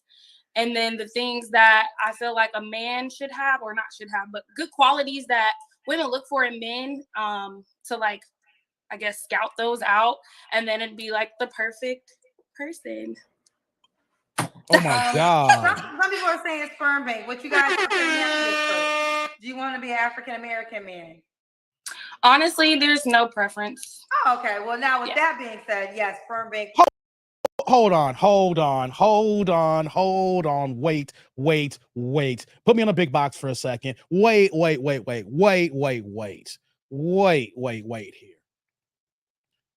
We know she ain't bright. We know that she ain't playing with full deck of cards here. Race doesn't matter. But you clicked on the link on an online dating show that is predominantly Black. See, we have to understand what we're asking for, what we're looking for in the environment that we're in, and say, is this actually doable? How many white men be calling in the Kendra show? How many white men call on the Kendra show? How many Puerto Rican men call on the Kendra show? How many Mexican men call on the Kendra show? How many Italian men call on the Kendra show? How many UK people call into her show? This is a Black platform, predominantly Black, with a whole bunch of Pookies and Ray Rays and all of us mixed in between here, right? Black. So why would you go on a Black platform to look for other races? That's like me going to the KKK trying to find me a Black woman in their stable. Hey, I'm gonna rock these white sheets, let you know that I'm the Black white supremacist, and I'm looking for someone just like me with the female version. You ain't gotta be white, you could be Black in there too. No racism, man. Why don't we hate on the Blacks? Why don't we hate on the Blacks? Like I find me a woman here, but I want a Black woman in the KKK though. You know what I'm saying? I know it makes like a stretch, but think about it. Why would you go on a Black platform to look for other races? That's like me going to a predominantly white platform looking for a Black or a minority. You know what I'm saying? Hold on, before I move on here, man, let me shout out to my man Project Leroy at the $5 holla. Turn the chat green here. No upgrade needed. What you got for me, brother? From we don't need a man to we can birth our own son husband. Another Ebony K. Williams disciple and Kennedy using her for clicks and views. Exactly. Exactly, Leroy. Hey, brother. Salute. Thank you for the holla. I appreciate you, man. Thank you here. This is coming straight up from Ebony K. Williams recently. She dropped a video about a month or two ago. I didn't react to it, but she was basically saying that women, we don't have to deal with these kind of men here. We can go to the sperm bank. We can create our own families and our own babies, things of that nature. It's where this come from here. We don't need a man. We're not going to settle for a man. We're not going to take our time to find the right man. We're just going to bypass the dating process. Let me get men's sperm and we'll go do this on our own here. Not even realizing how this type of ideology and thinking is a straight breakdown of we're going to see more and more of our community going down the ways here. You're looking for women looking for sperm, but isn't there a shortage on sperm? There is a shortage not only for Black men because we are less the population than Black women. That's a fact. All right. That is a fact. There's less Black men of grown men who are able to be married compared to grown women here. And then you go, and now you're trying to say we can't date them. Let's just get the sperm. If there's a limited number of us here, they're trying to go the alternate route. We can't find a man. We'll just create our own man. But she's saying, hey, look, it don't have to be Black. Let's see how successful she's gonna be looking for a non-Black man on a black platform. It's like going to BET and looking for some white programming. You know, though, you might find them white church programs late at night around 3 a.m. on a Saturday night, Sunday morning. That's the most you're gonna get a white out of BET, and then you're gonna see the Black church programming that goes on that early in the morning before it goes off the air, right? But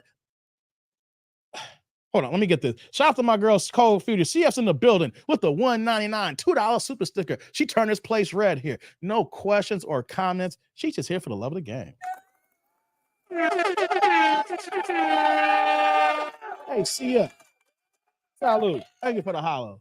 Appreciate you, girl. You guys can keep this going on too. Bring these $2 hollows on, guys. Come on. I feel humble when y'all bless the boy and keep these lights on here. Let's keep them going here. If all you guys are $1, $2, let's get them rolling here. Pass the plate around. Thank you very much. Thank you, CF. I appreciate you, girl. So let's get back to the video. Let's hear some more about this here. But guys, this is why we react to these videos, because if you're single, especially, that we talk about these things. These are things that women are on their own echo chamber, and we're saying that we need to do what we need to do is best for us. This is not best for us. I'm going to explain how it's not best for us at the end here. So let's get back to the video and let's continue. Let's cook some more. Bank would be the appropriate location. I was going to say there's not a lot of African-American sperm and sperm banks. That's there's not thing if you did research, but you're open to all ethnicities. So before I ask you about sperm bank, what about the men of your worlds? Have you asked men in your world that you know to help you along this journey? Hey, good question, actually. Like, use their sperm? Yes, use the sperm. Wait, that's a good question, Kendra.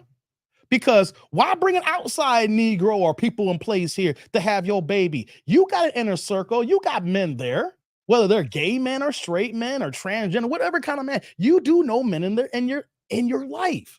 So how about them? Why bring a new person in the mix here? You know what I'm saying? Could like look at her face. Yeah, exactly. How she? We someone who I know. Yes. Why are you? Here's the thing. You're not going to marry the man. Hear me out, ladies. Why go out there unless you got someone in your circle that can have this for you? Possibly. You're not marrying him. You already said that he can't raise a kid. You gotta say that you get the nut, you get pregnant, he gotta move on. So why don't you get someone in your circle who you know and who you trust? Because they're obviously your friend.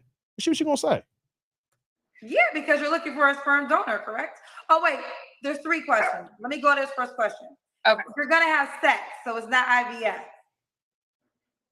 Essentially, yeah, maybe. Okay, yeah. so it has to be a person that you're willing to have sex with. Exactly, yeah. Okay. So I was gonna say, do you have any gay guy friends that will be willing to contribute, but you want to have sex, so that wouldn't work. What about the sperm bank? Wait. Okay, now it's telling now. You want to have sex with these men. Isn't this sound kind of selfish right now? She has a girlfriend. They want to raise a child together. So she's the one that's going to have to get pregnant. The girlfriend is saying that, no, we just want the sperm. Let's get it going here. She's saying she wants to get to know the guy earlier. She wants to build a vibe and she wants no mental health and illness of the man here. And she wants to have sex because IVF is too damn expensive. And we know she ain't got the money for IVF. That's why she's doing it the sex route here. Now think about it here. You're young enough here to go IVF and not have its complications as the women who need IVF in their 40s, 50s trying to have a kid here. She looks young enough where she can go through the process and it'll be no problem here. No. She wants a man to get down with the get down. She wants to get down and dirty. She wants her buns glazed. She wants her face down and ass up. That's the way we like to. That's what we're at here. This is sounding more selfish and selfish by the moment. I'm gonna get y'all supers in a second. Let's continue. You do not want to go that route? Honestly, no, I don't know. Like, I feel like with the sperm bank, I don't know much about it, to be honest. I would need to do research before I completely cancel it out. But with the sperm bank, it's so impersonable. You just go. I don't know how it works, but in my head, you go, you choose the sperm, they inseminate you, and then you're pregnant. Versus like, I don't know. I'm an energy person, and so I don't know. That person could be energy off. I know they do background checks, but I'm just like, I gotta have that person in my presence to really feel like, okay, this is gonna be good, because I'm such an energy person. Are there?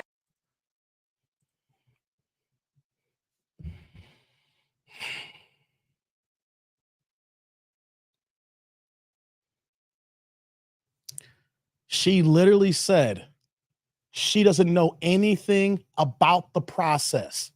She just said, I'm going to have to look it up. But then she started giving information of what she thinks of what the process is. I ain't going to play that part again. Y'all can rewind on your own here. Y'all can rewind on. Y'all saw that. Y'all heard it. She literally said, I don't know much about it. I'm going to have to look into it. But this is what I know or what I think. This is a classic woman movement here. You don't have any information. You are ignorant of the process. You're ignorant of the medical practice here that goes on here. You're ignorant on every step if you involve an actual medical procedure here. But then you start to give information of what you think is wrong with the procedure. That's the problem with people today. We ain't even going to our own goddamn doctors. Ladies, do you have your own personal doctor? And then do you go ahead and see your doctor even when you don't have a problem or illness here? You see, why are you coming on Kendra saying this here? You know what you can do here? I don't know about you guys, right? As me, I have a personal doctor. I told this on my channel here. I have a personal doctor that I've been seeing for close to a decade now. But my personal doctor also sees my mother. He sees my brother, and he was seeing my dad before my dad passed away. He was actually seeing my dad first. So he knows my entire family history, my immediate history, and then how he diagnoses me here. And I'm gonna tell y'all something here. This is part of the point here. I will go ahead and just schedule an appointment, just sit down with him and just ask him some questions. I have depending on my insurance, I switched over to a couple of years. I've had a $7 copay and I had a $0 copay, right? And I'm calling up to go to the doctor. And you know what though? I do this on purpose because your doctor's probably running raggedy, going seeing all bunch of sick patients all the time. And he says, "Hey, what's going on?" I say, "Hey, doc, I'm here to talk about something." And he's able to relax now. It's like an extra break for him. Because your insurance pays for everything, right? If you have good insurance. I said, "Hey, man, I have a couple of things, but I want to talk to you." And so we were literally sit down and have a half-hour conversation. I may need an update in my prescription if something's needed. He'll run my blood pressure. We'll go through and have one-on-one conversation and dialogue. You know why? That makes it more personable. When she said impersonal, that makes it personal because now your doctor is getting to know you. And you know your doctor, you're getting the personality. Your everything is not just professional, even though it is that you're talking to each other.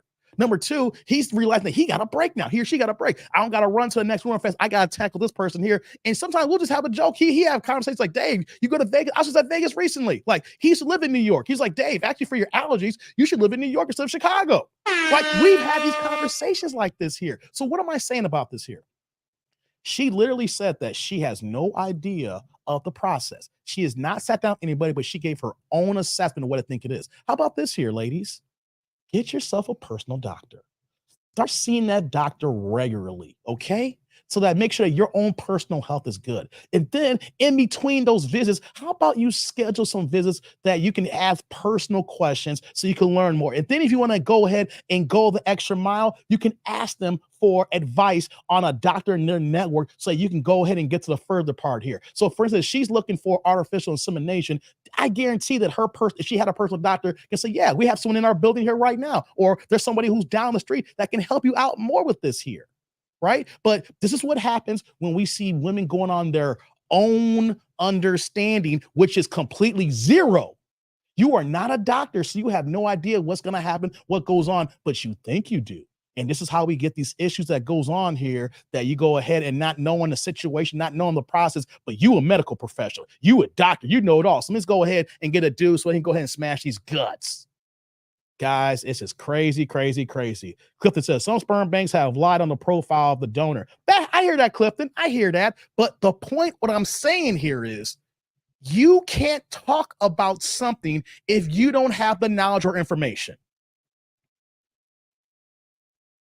That is what I said here in this long drawn out thing here. You can't know anything until you ask questions. And if you're ignorant, then why would you go on this other segment here without even filling yourself with the knowledge that we need to go on here? You see, there are so many things that's occurring that people don't do their own homework. They rely on their own understanding. Sheila says, "Facts, Dave. I'm a hospice nurse and I have my own personal doctor because I don't know everything." Exactly, Sheila. Guys, and this goes for men too. As we're gonna get back to the video here. Do you have a personal doctor, and have you ever scheduled an appointment just to sit down and ask the man or woman some questions? I do. I don't know everything. WebMD is not gonna give you them answers. Let's get back to the video here. Before I do, shout out to Gabe coming in with the $9.99. We're gonna upgrade to the $10 holla. Turn the chat green here with the super sticker. But look at Gabe here. There's no questions. There's no comments. Gabe is here for the love of the game. My man, Gabe. Salud. Thank you for the holla. I appreciate you, man. Thank you. Thank you. Thank you. You guys know you can do here. You guys can donate to the cause here the same way as Gabe here, man. We got to keep the lights on. We over here cooking. We're still standing. We're still strong.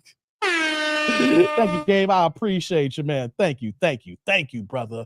Lord, you just don't know I'm humble when y'all contribute to the cause like this here. And right behind you, we have my day one Sheila in the building. Also with the $9.99 to $10 holla, turn the chat yellow here. Same thing here as well, guys. She ain't got no questions. She ain't got no comments. Sheila's just here for the love of the game.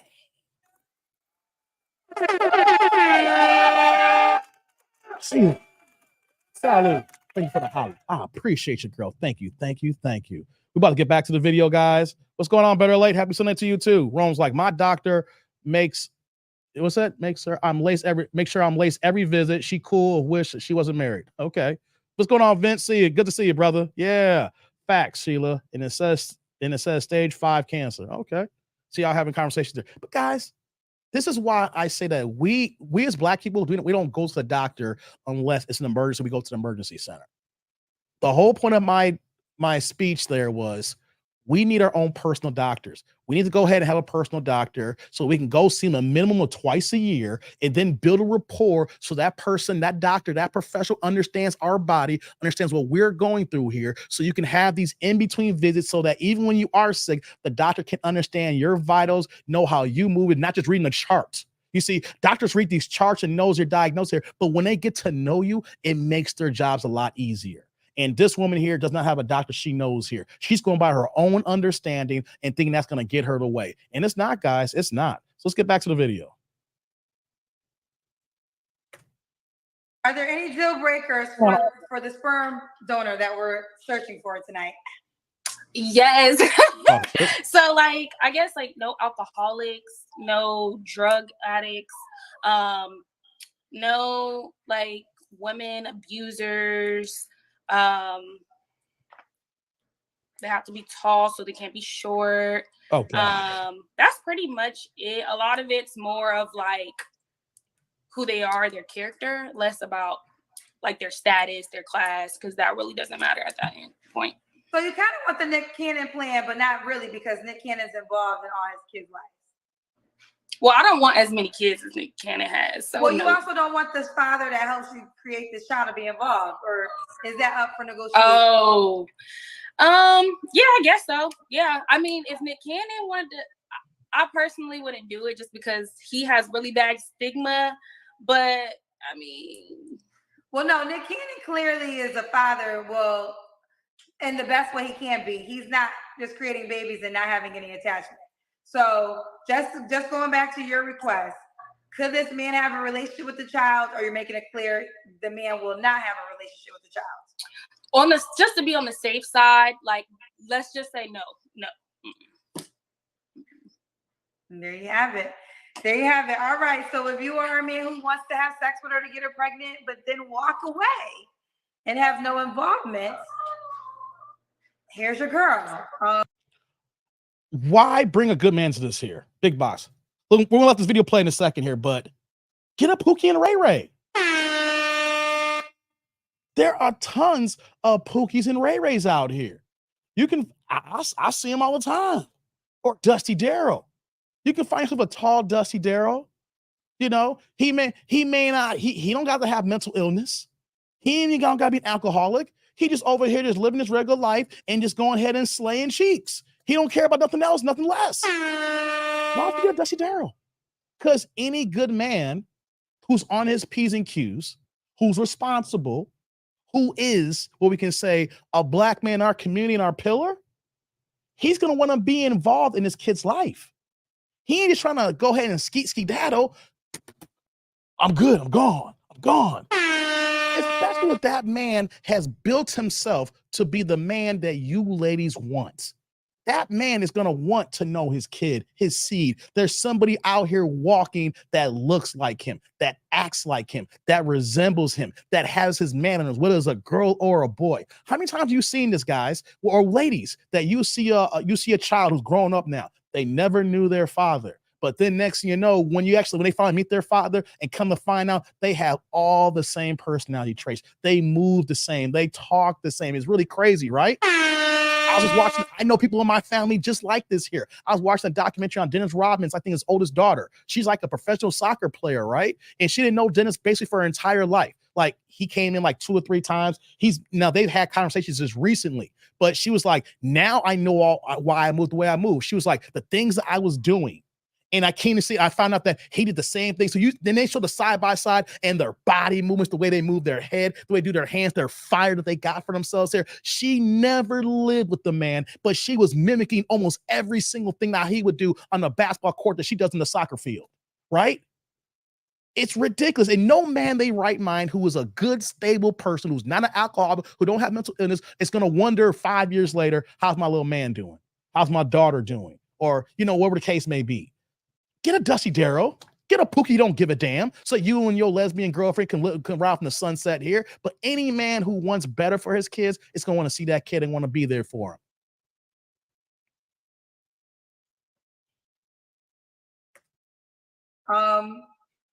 I guess, does this matter to you if he's in Dallas or not? No, it doesn't matter. It can be anywhere. How can he reach out to you?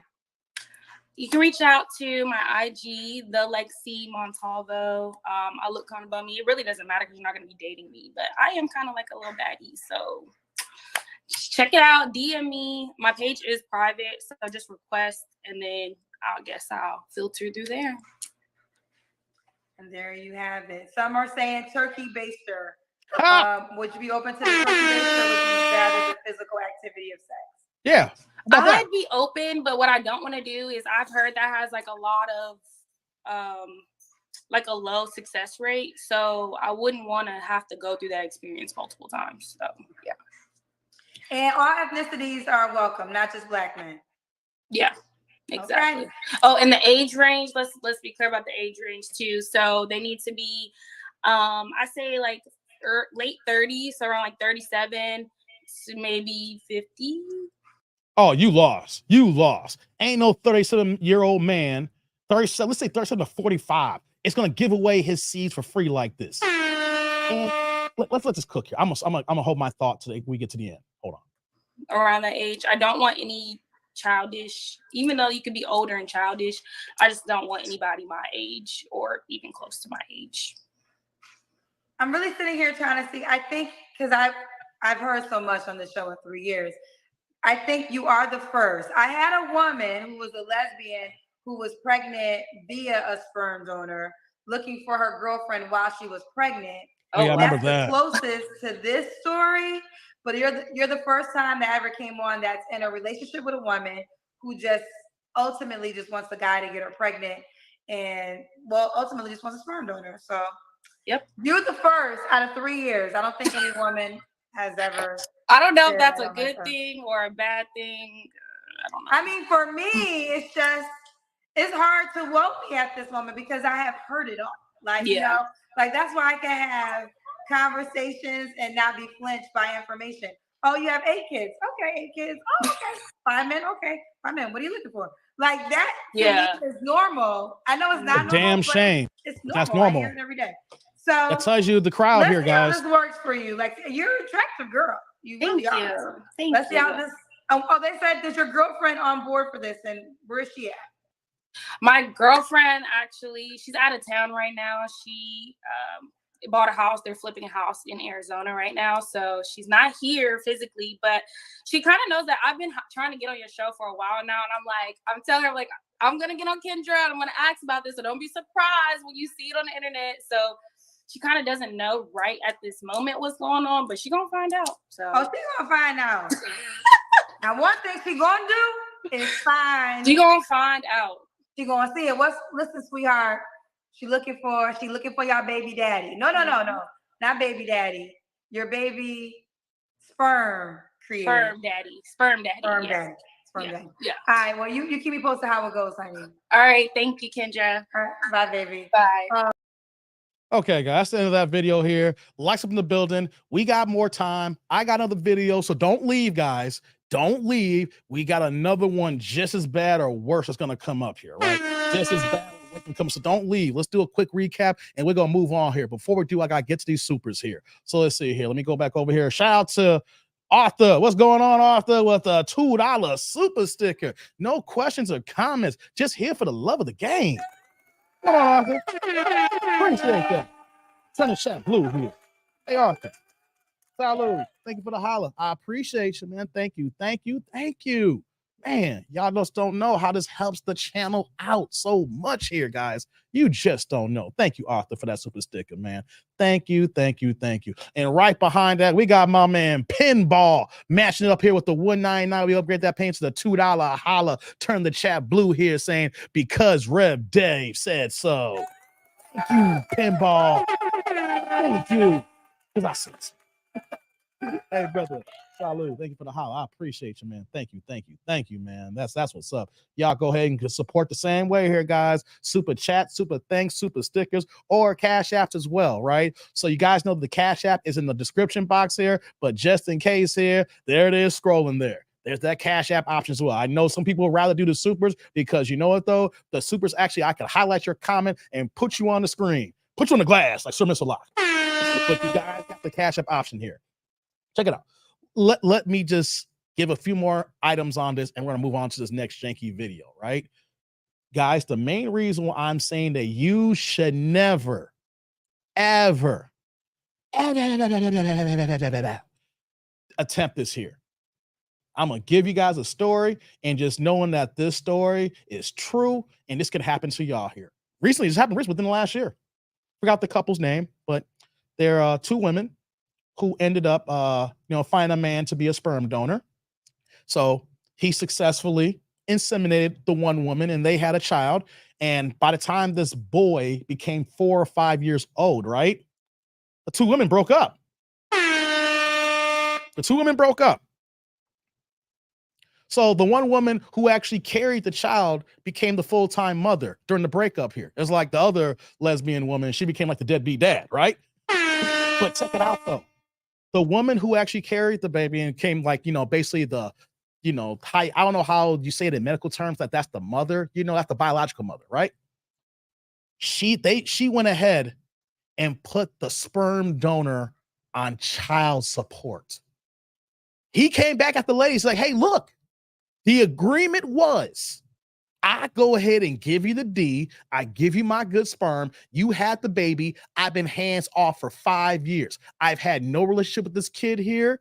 You knew me, every once in a while they called up, he would check in, say, how's everything going? Because it's a major event. He didn't want to know about he's like, I'm just checking in, make sure you're all good and everything. Like he checked in from time. They checked in with him, things of that nature. They broke up now and check it out.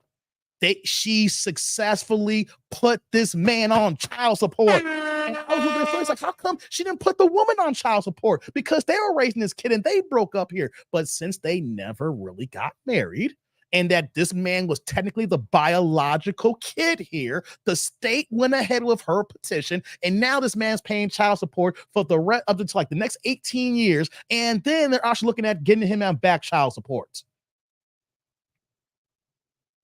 Now, you may say, Dave, that is just one example.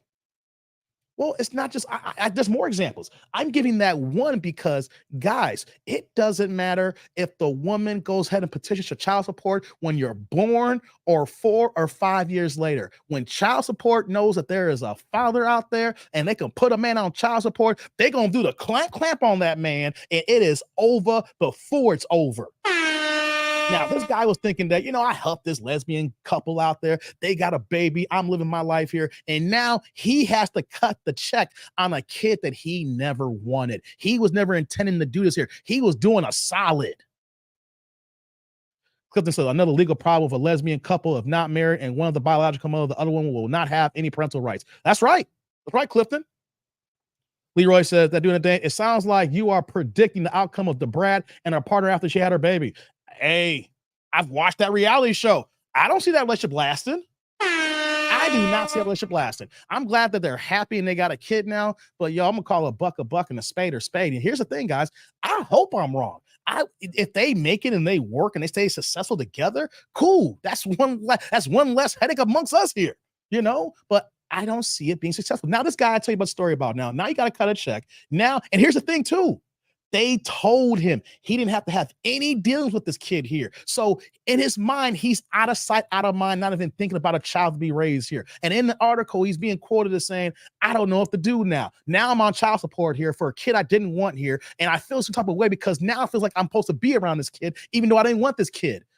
all this jankiness and uneasiness here that goes on that is now destroying this man's life just for being a willing participant. Yeah, I'm willing to help you out, not knowing it's going to cut him a check, and he got to cut a check now for the rest of his life. It was a scam when you look at it. They may not thought of it as a scam, but it's a scam, fellas.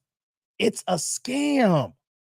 So what I'm saying here is that if you men plan to have kids, plan to have a woman that you think that there's going to be a future with, whether you get married and you do it through the US government system, even though a lot of my men here don't appreciate that, or you don't, like I said, you don't agree with the government and let them in with a marriage law contract, but you do a different contract that you want to do within yourselves here, if it's not those two situations here, you should not be reproducing. You should have a condom on every single time, fellas. And here's another thing too.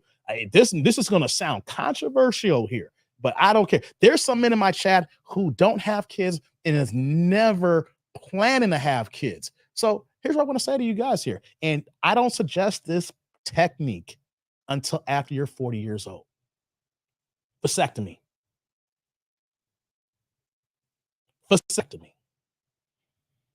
If you are over 40 years old and you move like some of the men in my chat here who says, I am never having kids, Dave, because I'm never getting married and I don't want to raise a child knowing the situation that if I'm never going to get married here, that means I'm not going to be living with this woman here, which means that I'm not going to be a full-time dad. So I am never going to have kids. If you know for a fact you're never going to have kids, go ahead and plan that appointment to get a vasectomy. I said after 40, guys. I said after 40. Now, here's another thing. Or if you have one or two kids and you know that you're done, do the snip as well. Get a vasectomy.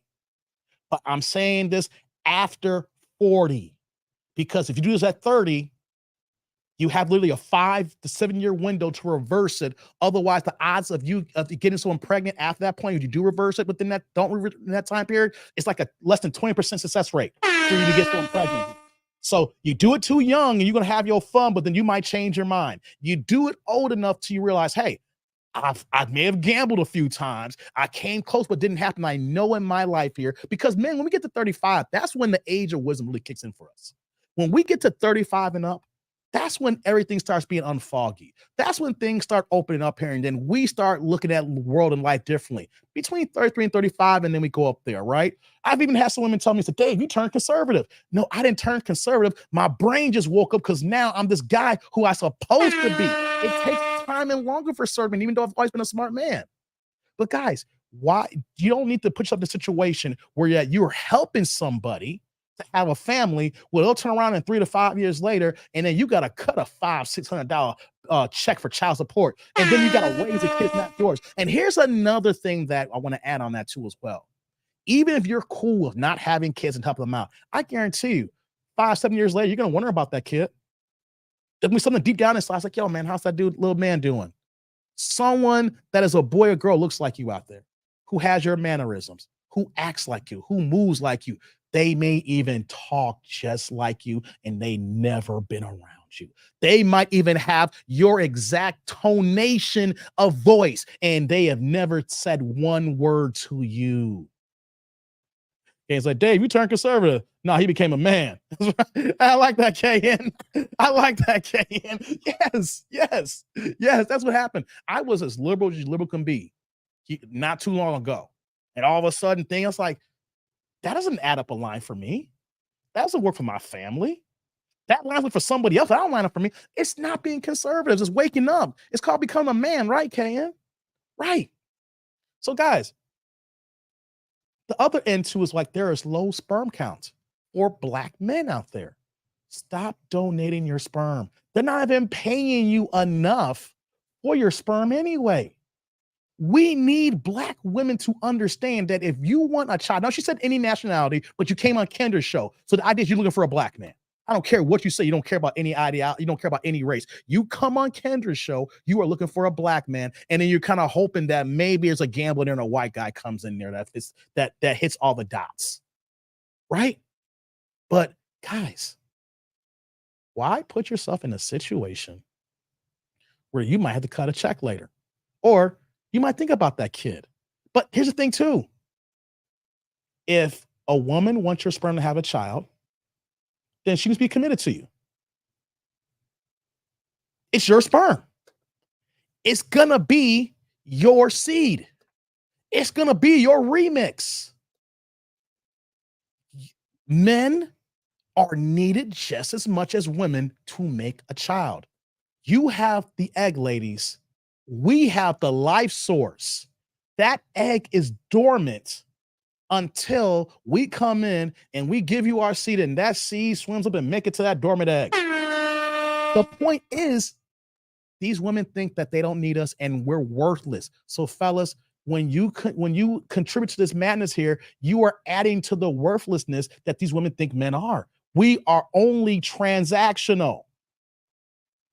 So if we're only transactional, they look at us like that here. How about we have more self-respect for ourselves here? How about we deem everything about us important, including up into the reproduction process here? Don't give your sperm away for free or $50 per vial that the sperm bank is charging here. You keep your sperm to yourself, to the woman who is worthy to carry your child. That's freaking priceless. That is priceless. You save your seed for the woman who can be the mother to your child so that you can bring this life into this world here so that you can be a father and train this kid from the bottom to the top.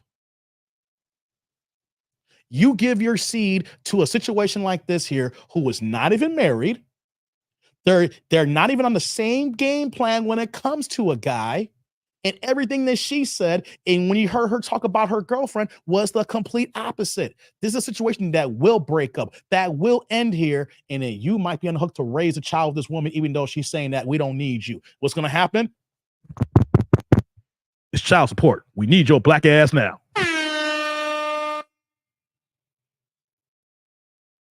Let's move on, guys. Rome says HBCU educated, 6 feet tall, good earner, no medical or mental defects with me or my bloodline, and they will offer me pennies on the S-Bank, but Ty get a check. Hey man, I tell you, man. Hey man, let's move on. I tell you, man, this is crazy. It's just so crazy, man. But hey, that's the situation that we got here. The whole point that I played this video is that men, we need to understand that we're worth more than a vial of semen. Well, for her in this situation here, we're more than just getting to know someone, busting that nut off and say bye-bye. I don't know about you, man. Isn't that kind of manipulation to a degree? You're never going to have any ties to this kid here, but she wants to get to know you. She wants to build a vibe with you here. She doesn't want to do the artificial insemination. She wants to have real sex with you. And then that real sex is going to happen until she gets pregnant. And then when she gets pregnant, you got to get gone here. Now, for Pookie and Ray Ray, that's the dream, right? But for men who are on their grind, on their purpose, 10 toes down here, that's a manipulation because you're going to start catching feelings for that woman, even though you're saying that's not the case here. She may even catch feelings of you because who said that you're going to get pregnant on the first shot? And the next, she finds she's pregnant. That's when you find out, man, that is a joyous event. If it's especially the one we want to be with, even if it's someone we don't want to be with, it's like, okay, I got a kid coming to this world. And then you're going to know right then, it's like, I don't have no say-so to this kid. And are you going to fight the courts to have say-so then? So now you're going to be in a court battle for this kid that you initially didn't want. You see how things can get messy when the guy can change his mind here? And then now this kid is in the middle of this here that's being torn apart.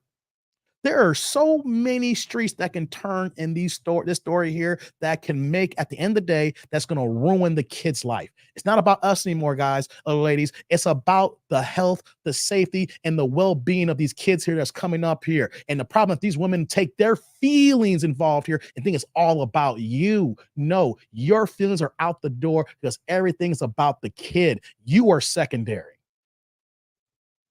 Pooh Man's like, she's building a storyline of a relationship for court. It's going to be in court. Like, why would you volunteer to go to court? That's what's going to happen, guys.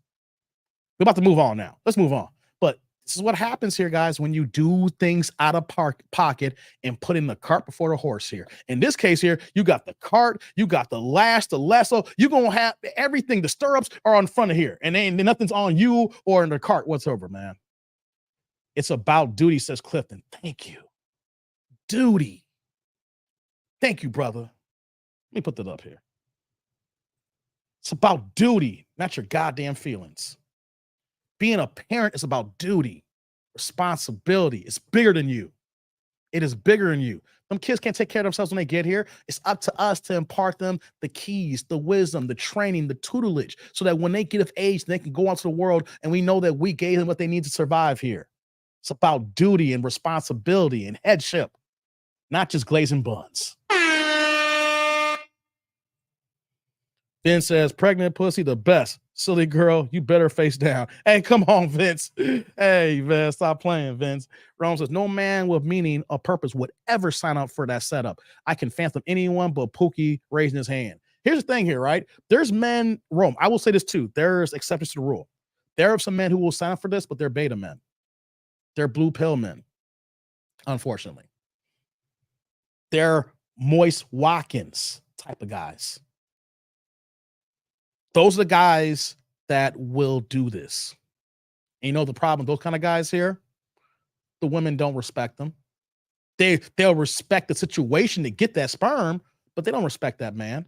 They don't respect that man's tutelage. They don't respect that man's headship. He's a lame. He's a means to an end. He's a means to an end. Let's continue, guys. Y'all ready for the next video? Press 1. If y'all ready for the next video, press 1. Just going here. I'm gonna wait for y'all to. If y'all ready for the next video, press 1. There we go. I see Bill and Rome. Who else out there? Y'all ready for the one? Y'all ready for this video? Press 1. 1-3. KN says, what's the 3 stand for? Oh, I see the 1 now. All right. All right. All right. Hey, hold that thought for 1 second, guys. I'll be right back. We're going to start this video in 1 second.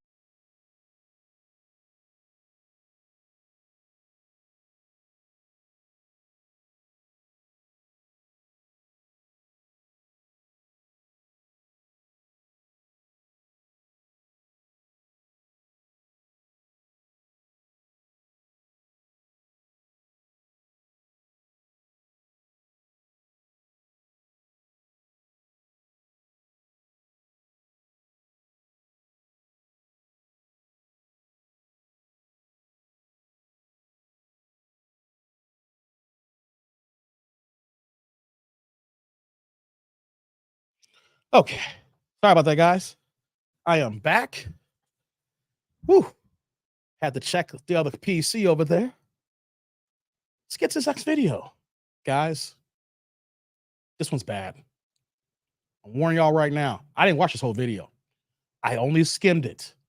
I skimmed like a minute and a half, 2 minutes. You know, I went 30 seconds here and I fast forward, and the things I skimmed,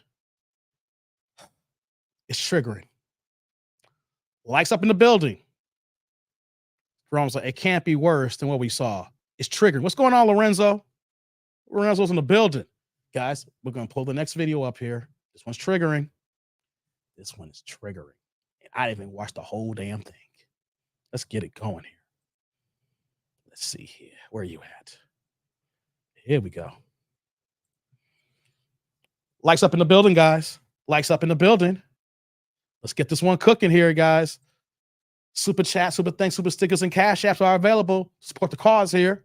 Let's get this rolling here. Let's go. Kendra gonna pick me. I've been waiting for a whole year. Hey, I'm on Kendra G, y'all. Hello. I'm on Kendra G. Don't tell me to be quiet. Yeah. Hey, how you doing? About time, yeah. Hello? How you doing? How you doing? I'm doing fine. Yes. All right, what's your name, baby? Your name is Unique? No, it's Regina. Regina. Regina. Yes, ma'am. Regina. Where you calling me from? Ann Arbor, Michigan. Michigan. Ann Arbor, Michigan. Yep, Ann Arbor. A-N-N. Hold on. Big bop. It's been a while since I came back to Michigan. We got Midwest rocks heavy with Big Time in the shot here, but I know Detroit's heavy in the chat here. Lorenzo's like, not this. Hey, man, Michigan takes the LLLs. All right, y'all know where y'all at, Michigan. Y'all been here. I heard y'all. I seen y'all. Where y'all at, Michigan? Ann Arbor, Detroit, 313. If you rock with me, where y'all at? Where the 313s at? It just began. I'm already triggered. Just the thought that she's able to be picky is pissing me off. Come on, Zick. Zick, Leroy, like all Michigan, including the up Michigan. Yeah. Michigan, get your frozen L. Let's go, guys. Y'all know it. Michigan gets the L. Let's go. NNARBOR. How old are you, baby? I'm 54. Ooh, 54. 54. She's a little bit older here, guys. 54, unique. What do you do again for a living, honey? Yeah, what do you do? I do photography. Photography? So that's my Okay, you're an artist. Do you have any kids? I have 6. Ooh. I have 4 boys and 2 girls. Okay. 2 different dads. You said you're 54? Yes, ma'am. Oh, okay. You look really good. Thank you. I totally missed that because I'm just writing down the number. Hey, I said. Then when you said, I was like, oh, you look good. Okay, how old are your kids? They So I got Let me see. 37. Goddamn. 33. Oh. 33. 28, 27, 26, and 21. Ooh. 37, 33, 28, 27, 26, 21. Yes. 2 different dads. How many? Girls, 2. My girls got their dad. My boys got their dad. Okay. And you ever been married? No. Never married? Never married. Why didn't you marry any of the men you had children by? Yeah.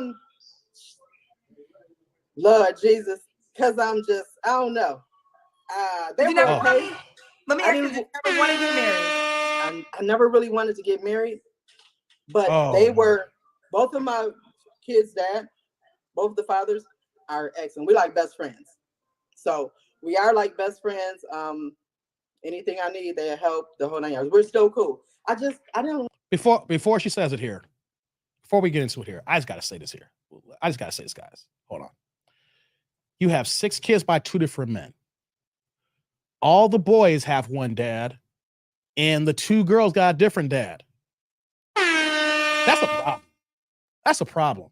Like you chill with one man to have 4 kids with and didn't get married to him, or even the woman that you had 2 girls with. You over here having multiple babies here, and y'all not even thinking it's like, hey, yo, look, we playing house here. Why don't we make it official? Like, I think that's the biggest red flag there. And here's the thing that sounds crazy, what I'm gonna say here, right? Like when I do these reaction videos, it just seems normal to give women 1 baby now. It's hard to find women who come on this show who don't have any kids, right? So it seems like a given to give them 1 kid, right? But when you have 4 kids, what are y'all doing? What are y'all doing? Seriously. Both of y'all ain't being responsible. Both of y'all are being selfish. Just bringing baby after baby after baby and not doing anything to solidify your relationship here. And then you get another person, and how, I don't know if it's backwards, if the 2 girls came first and the 4 boys, or whatever the case may be. Or one thing that we don't know about is what, I don't know, maybe here's in the video. What if she bounced back and forth? What if she had 2, by the one and then have 1 and went back? We don't know the order of when these kids came. I'm just saying this sounds goddamn selfish. There's no way that I'm going to go ahead and bring out multiple babies with somebody here and just be playing house here. That's the problem of our Black community here. A major issue that you'll go ahead and have babies by a man, but you're not going to have a committed relationship by this man. And vice versa, guys. Why are we going ahead and having babies with women and we're not even doing anything with them? My God, guys. Let's get back to the video. I don't know why I didn't get married. Well, you just said you didn't want to get married, so that's not a bad thing. I mean, yeah, I really didn't. It's like, okay. Do you want to get married now? It's an option. Why is it an option now? Because my kids are grown. So all of my kids are grown. So this is the thing. When I had my first 2 are girls, right? So once I left their dad and came to Michigan, I was in Milwaukee, Wisconsin. So when I came to Michigan, that's when I started dating this other guy, which is my boy's dad. So I definitely didn't want to marry him because I had another father. You know what I'm saying? So I was like, I don't want him to be over my kids as far as like, so this is what I'm saying. So I married this guy, right? The second guy. He's going to have more say than my children because they say that the spouse comes before everybody. Exactly. So my thing was, I don't know if that's far-fetched or whatever, but this was my thinking. And it could be far-fetched to a lot of people. So what I'm saying is, no man is coming before my kids. That's just how that goes. God damn. And that's how it's been my whole life. So now that I'm 21, I mean, now my youngest one is 21, I could do it. But when they were like younger, I was like, I'm not. I want my kids to come first. So if I was to die, I wanted to know that my kids will be able to make the choices. Somebody said you can get a living will. Yeah, I very well could, but what you got a spouse there, I don't know how that goes if I was deceased. So, oh my God, let me pause that, Garrett. Big box here. Once again, a woman who doesn't do her homework and is relying on her own understanding. You can get a living will. I don't know how it works, but figure out how it works. Number two,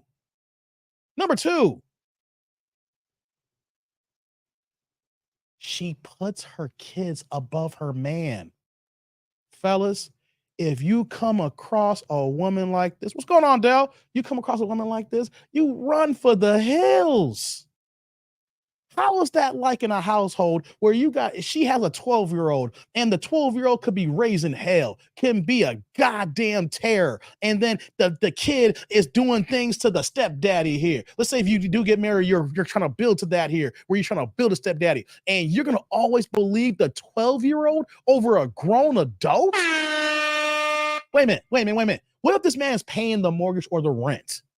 If he's paying the mortgage or the rent, he's paying the light bill or the internet bill. He is contributing to the household here. And you're telling me that your kids come first?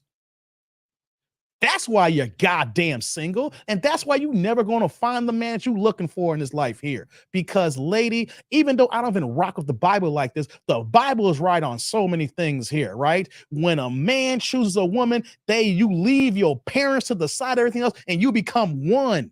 You two, the man and woman, build something together so you can raise these kids. And even if he's a stepdaddy that comes into play here, he still has to say so because he is taking care of the household here. We got women here who don't, once again, guys, we got women who don't believe in men.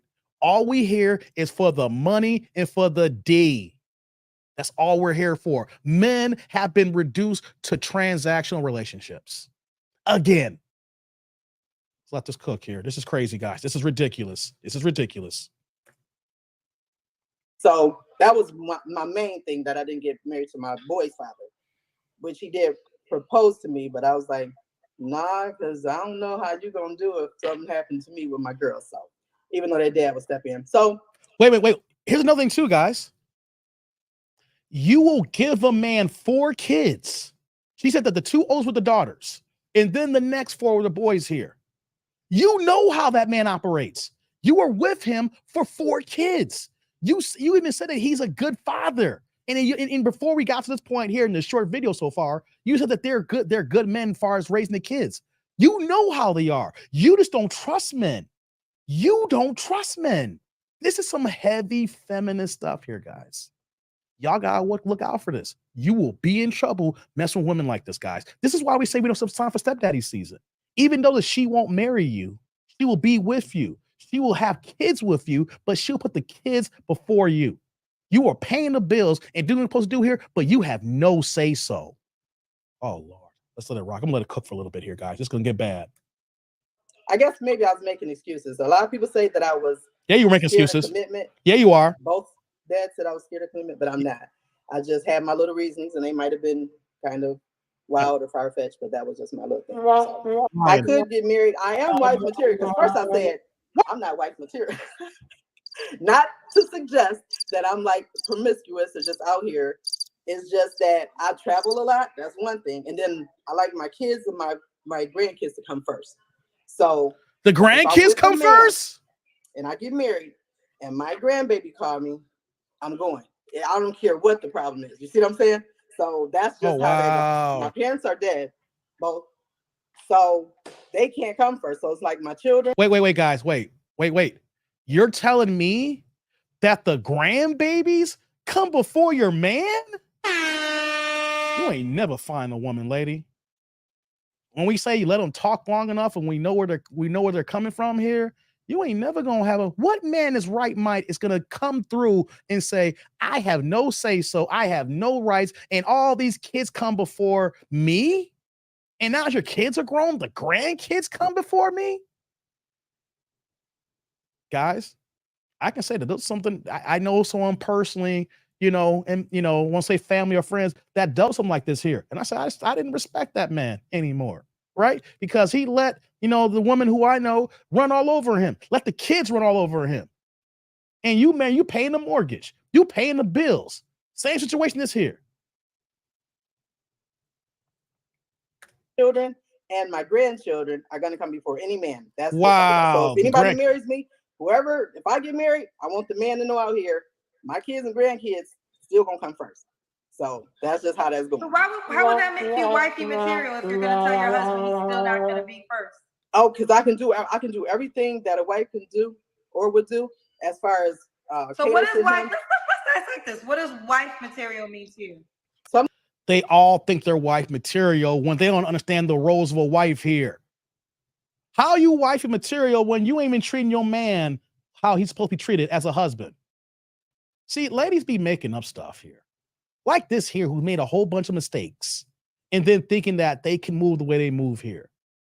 Hey, man, come on. Let's call it a buck or a spade here. You're not wifey material, because you was wife material. You would have took the proposal and engagement from your second baby daddy.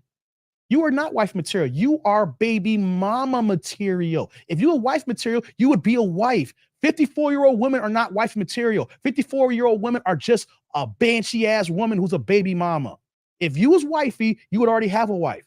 You already be a wife. See, ladies, you got to understand that. To have the title, you got to be it. And to be it, you already got to be in that character so that when the man finds you, he's going to make you a wife. And then you're like, yes, I am a wife. By the fact that you turned down a proposal by a man who gave you 4 kids, you are far from wifey material. Ugh. So I'm going to cater whatever he wants me to do, like within reason. I'm not within reason, but so I'm going to make sure that the house is taken care of. I'm going to work. So I'm not a type of person that's going to just sit back and take care of a house or be like a housewife. I'm going to work. I'm going to bring to the table as well. And I'm going to help if he needs help. Rando. I'm going to help him. I'm going to cook, whatever he wants me really to do. So this is another thing with me. If he was to fall ill, I got his back. If he came to be incompetent in the sexual area, I'm still going to be with him. I'm not going to run out and be like, oh, he can't do this, can't do that, and I'm just going to leave. I'm going to stick with him. So when I say I do, I mean, damn it, I do. Not like these other people. They say I do when they know they don't, they can't, they won't. You see what I'm saying? When I say I do, it's going to be to death to us part. That's what I'm saying. But if my grandbaby called me, then I'm going to be like, hold on, because I got to go do whatever she needs to be done. And then I'll be back with you. You know, that's how it goes. But I can be wifey material. That's just that, because once I get married, it's going to be to death do us apart, and that's how it's going to be. So you're wifey material, but you say you'll do things within reason. That's not how this game works. Become a wife, lady. Not within reason. All right. So it's about sacrificing. It's about duty. So if you say within reason, you're not a wife. You're not wife material. And here's the thing too. Everything that you offered, a man don't need you for this here. Keep the house clean. I call that Molly maids, y'all. I don't need you right now. Talk about you clean the house. I'll get Molly maids, because we know that you're not moving like that. Food. Hey man, there's food delivery service. You can do HelloFresh. They got the one the ovens like Lovato and the Swavy thing. They get delivered to you once a week, and all you gotta do is take your little prep work to make meals. So I don't need if I want to do a thing cooking on my own, I'll go to HelloFresh. If I want these pre-prepared meals, I go to Lovato, right? So I don't need you for food. I don't need you to cook, because I can do that on my own here, or I can go Uber Eats and have stuff delivered here, right? So I don't need you for food. I don't need you to clean the house because it's Molly maids, right? My clothes being clean. Hey, the clothes I wear, I go in the cleaners. I drop those off the cleaners. The rest of the things, I got to wash some things here and there. I don't need you for that. I can have someone else. I can have a maid come in and wash my clothes, things of that nature. All you are needed here is just for the sex. If a guy really want to think about it like that, the way you are moving, the way she is moving, all she's just good for sex. And ladies like this don't understand it here. You're going to say, well, I'll be a wifey, and when I'm with you, it's going to be till death do us part here. Well, what about the man you gave kids to? Both of them, right? No, you are not wifey material. You are baby mama material. And the fact that you're talking like this here, the man you looking for is going to hear this. It's going to sound mean or rough. The man who hears it that you want is not going to want you. because you are selfish. Let that sit in, guys. The man that she wants. And ladies, if you're moving like this, but don't have many kids, you have this mentality that I don't want to, let the man raise my kids, or I don't trust you and things like that. You don't trust men and you're selfish. This is a true emblematic status here of a feminist here. And men, you don't need to waste your money on this here. Why? She don't treat you like you're supposed to be treated. You are secondary. She's saying you're secondary to the grandkids. The grandkids got their own mommy and daddy. You got kids. They're the parents now of your grandkids. You don't need to run up. Let them take care of it. Unless this is a major situation where both of y'all got to get to the car to go what's going on here. She is a selfish woman, guys. Selfish. Hey, before we move on, I got my man Eric Jordan in the building for another $2 holla. Turn the chat blue here. What you got for me, brother? Saying that's a huge Shirley. Access denied. It is over. Hey, EJ. Salute. I appreciate you, man. Thank you. We want to get back to this video, guys. We're going to let it play some more here, but this is a selfish woman, guys. We have to have these conversations. Now, you may look at the situation like, this girl's 54 years old, Dave. I ain't talking to her. Well, what about the woman who's 37 years old and may got 2 kids and thinks the exact same way here? What about the fact that we got a 32-year-old woman who may have 1 kid and she's saying the exact same thing here? What we are missing here sometimes that these older women who talk like this are raising younger women as well because they are mamas. She's 54 years old. So what we got here, we're not realizing here, but the way that she's moving, the way that she's thinking, she's raising probably her 2 oldest daughters to be moving like this here. Don't trust no man. No. We're not going to, no, the kids come first. No man comes before anything here. When the man is the head of the household, the man is family. All right. The man has helped birth your kids here. And you would treat him like he's not even family. All right. You may not have the same last name because you don't marry him, but this is family now. And if you don't even respect your family, you ain't going to respect anything else. If you don't respect the man who helped you create these kids here and you say that they're good fathers, you don't respect anybody.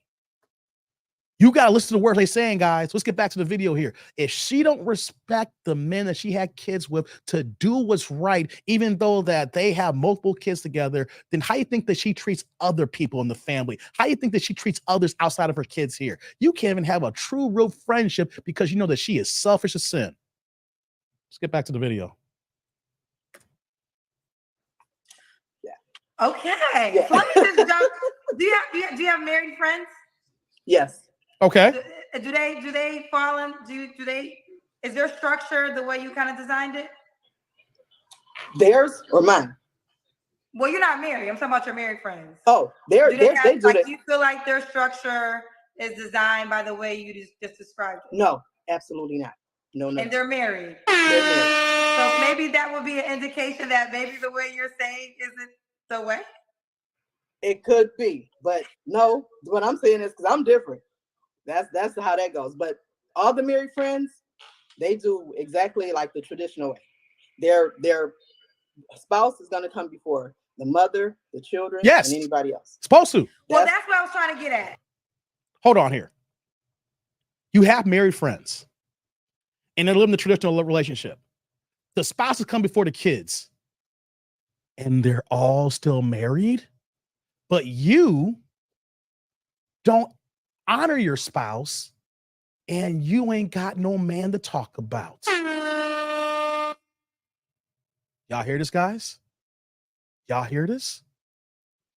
Everybody who's around who's married is traditional, and their spouses come first. The wife comes before the kids. The husband comes before the kids. That is the way it's supposed to be set up. Them little crumb snatchers do not have anything say so here. Respect your man. Respect your woman. Them kids will come after the facts here. Because here's the thing, ladies. Don't care what say. If the man's the breadwinner, something happens to the man, how you gonna take care of the household here? You didn't respect that man for so long, and now you don't got nothing to go along with here. But she gonna say, I'm different. Yeah, you different and single. So all the married friends in it trumps everything. Now this is where it does get challenging when I totally understand what you're saying. Like right. You have children and you have grandchildren that obviously are very important. They're your bloodline. So I don't think there's a pushback, but it's There is basically pushback. you want to find a man that is going to agree to come second to those people Exactly. in your life. Exactly. So does that mean he could put you second to his kids too? Yes, and that's what I want. So I'm looking for a man that's going to put his parents and his children first. Because if I'm with a man and his So you want mom, a man that's gonna put his parents before you? yes, ma'am. Yes. Oh, definitely. So you want to remix? You want to remix the roles of marriage? I don't know if it's remix, but see, if my parents were still alive, for sure my mother.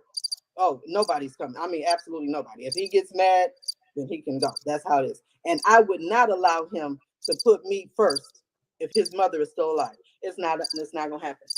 If I like a lot of people, a lot of people that's married, I see that they won't even let his mom get in the front if he picks her up. You got that right. She gotta get in the back. Yes, you do. I'm steaming. I'm burning up. Like, why would you? I'm lost on that. If I got a husband and his mom, we pick her up, I'm definitely open the door, get in the back, or he can open the door for me. No, Like, no. I'm So definitely getting in the back. if you get married, This is some ass backward shit. Yes, wifey gets in the front seat. Everybody's in the back seat. I don't care what y'all feel here. I love my mama. But you know what though? If we come to the crib and we gotta take her somewhere, I'm driving. Wifey's in the passenger seat. Anybody who's wrong with us goes in the back seat. Now, there could be some situations that say, hey, you know what though?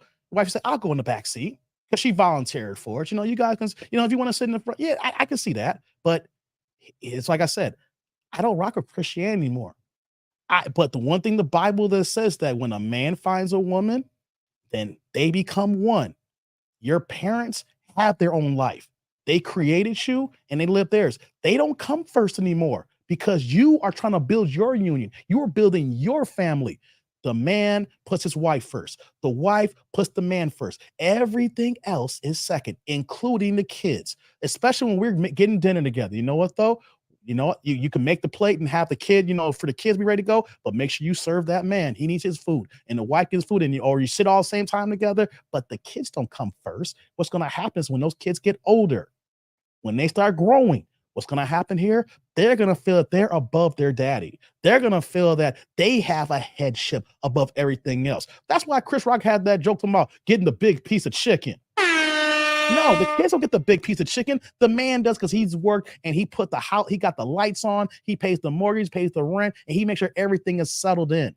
She is selfish. She doesn't believe that men deserve anything. And then she even said, like, well, you know what, though, same for me. I should be second too. No, you're not. And that's the problem with society today. Think about it here. She's talking this way. She's putting the same mentality into her kids. This is an ongoing cycle that showcased the broken nuclear bond in our families. Nuclear families are broken because women in this situation don't understand. They'd rather be baby mamas and put the kids first and not respect the man who has helped bring the kids into the world or paying bills and being significant in the household here. Let's continue. to your husband, he picks up his mother.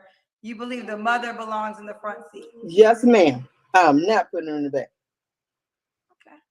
That's how I am, you know. And so And that's why you single. that's just how I am. So, and I don't know. Obviously you don't know a lot. If you got an ex-wife or a baby mother, I want them to be cordial, and I don't want a man that's gonna down talk the ex-wife. Oh, sister code. Baby mother. You know, the ex, I don't like that. That doesn't appease me. You can't come to me like, oh yeah, she did that and she did that. That's gonna turn me totally off. For the simple fact that if you doing this, first of all, you chose to have a kid with her. So she at some point she must have been good enough because you chose to have a kid with her. So don't come to me talking about, oh, she was this and she was that and dogging her out. Because I'm female liberated. I'm gonna stick with females. So don't come to me with. Y'all hear that? Hold on. Big box, big box, big box. God, that's a key word. She says, I'm female liberated. So she don't want you to, let's say you have an ex that is a raging banshee. And she can see that your ex is a raging banshee. She don't want to hear it. Women are always right with her. What I say, she's a feminist. Men have no say so. Men have no rights. Guys, you deal with a woman like this, you will not only be second place, you will be third, fourth, and fifth, depending on the day of the week.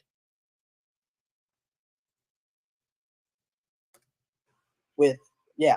Uh-huh. So in an argument, your husband, you will take the side of somebody else over your husband's side. What you mean? You said you're female liberated. So if your husband came to you and he was talking about a different woman, you are saying you would side with the woman before you side with your husband? Yeah, if it's within reason. I mean, if she did something like within reason.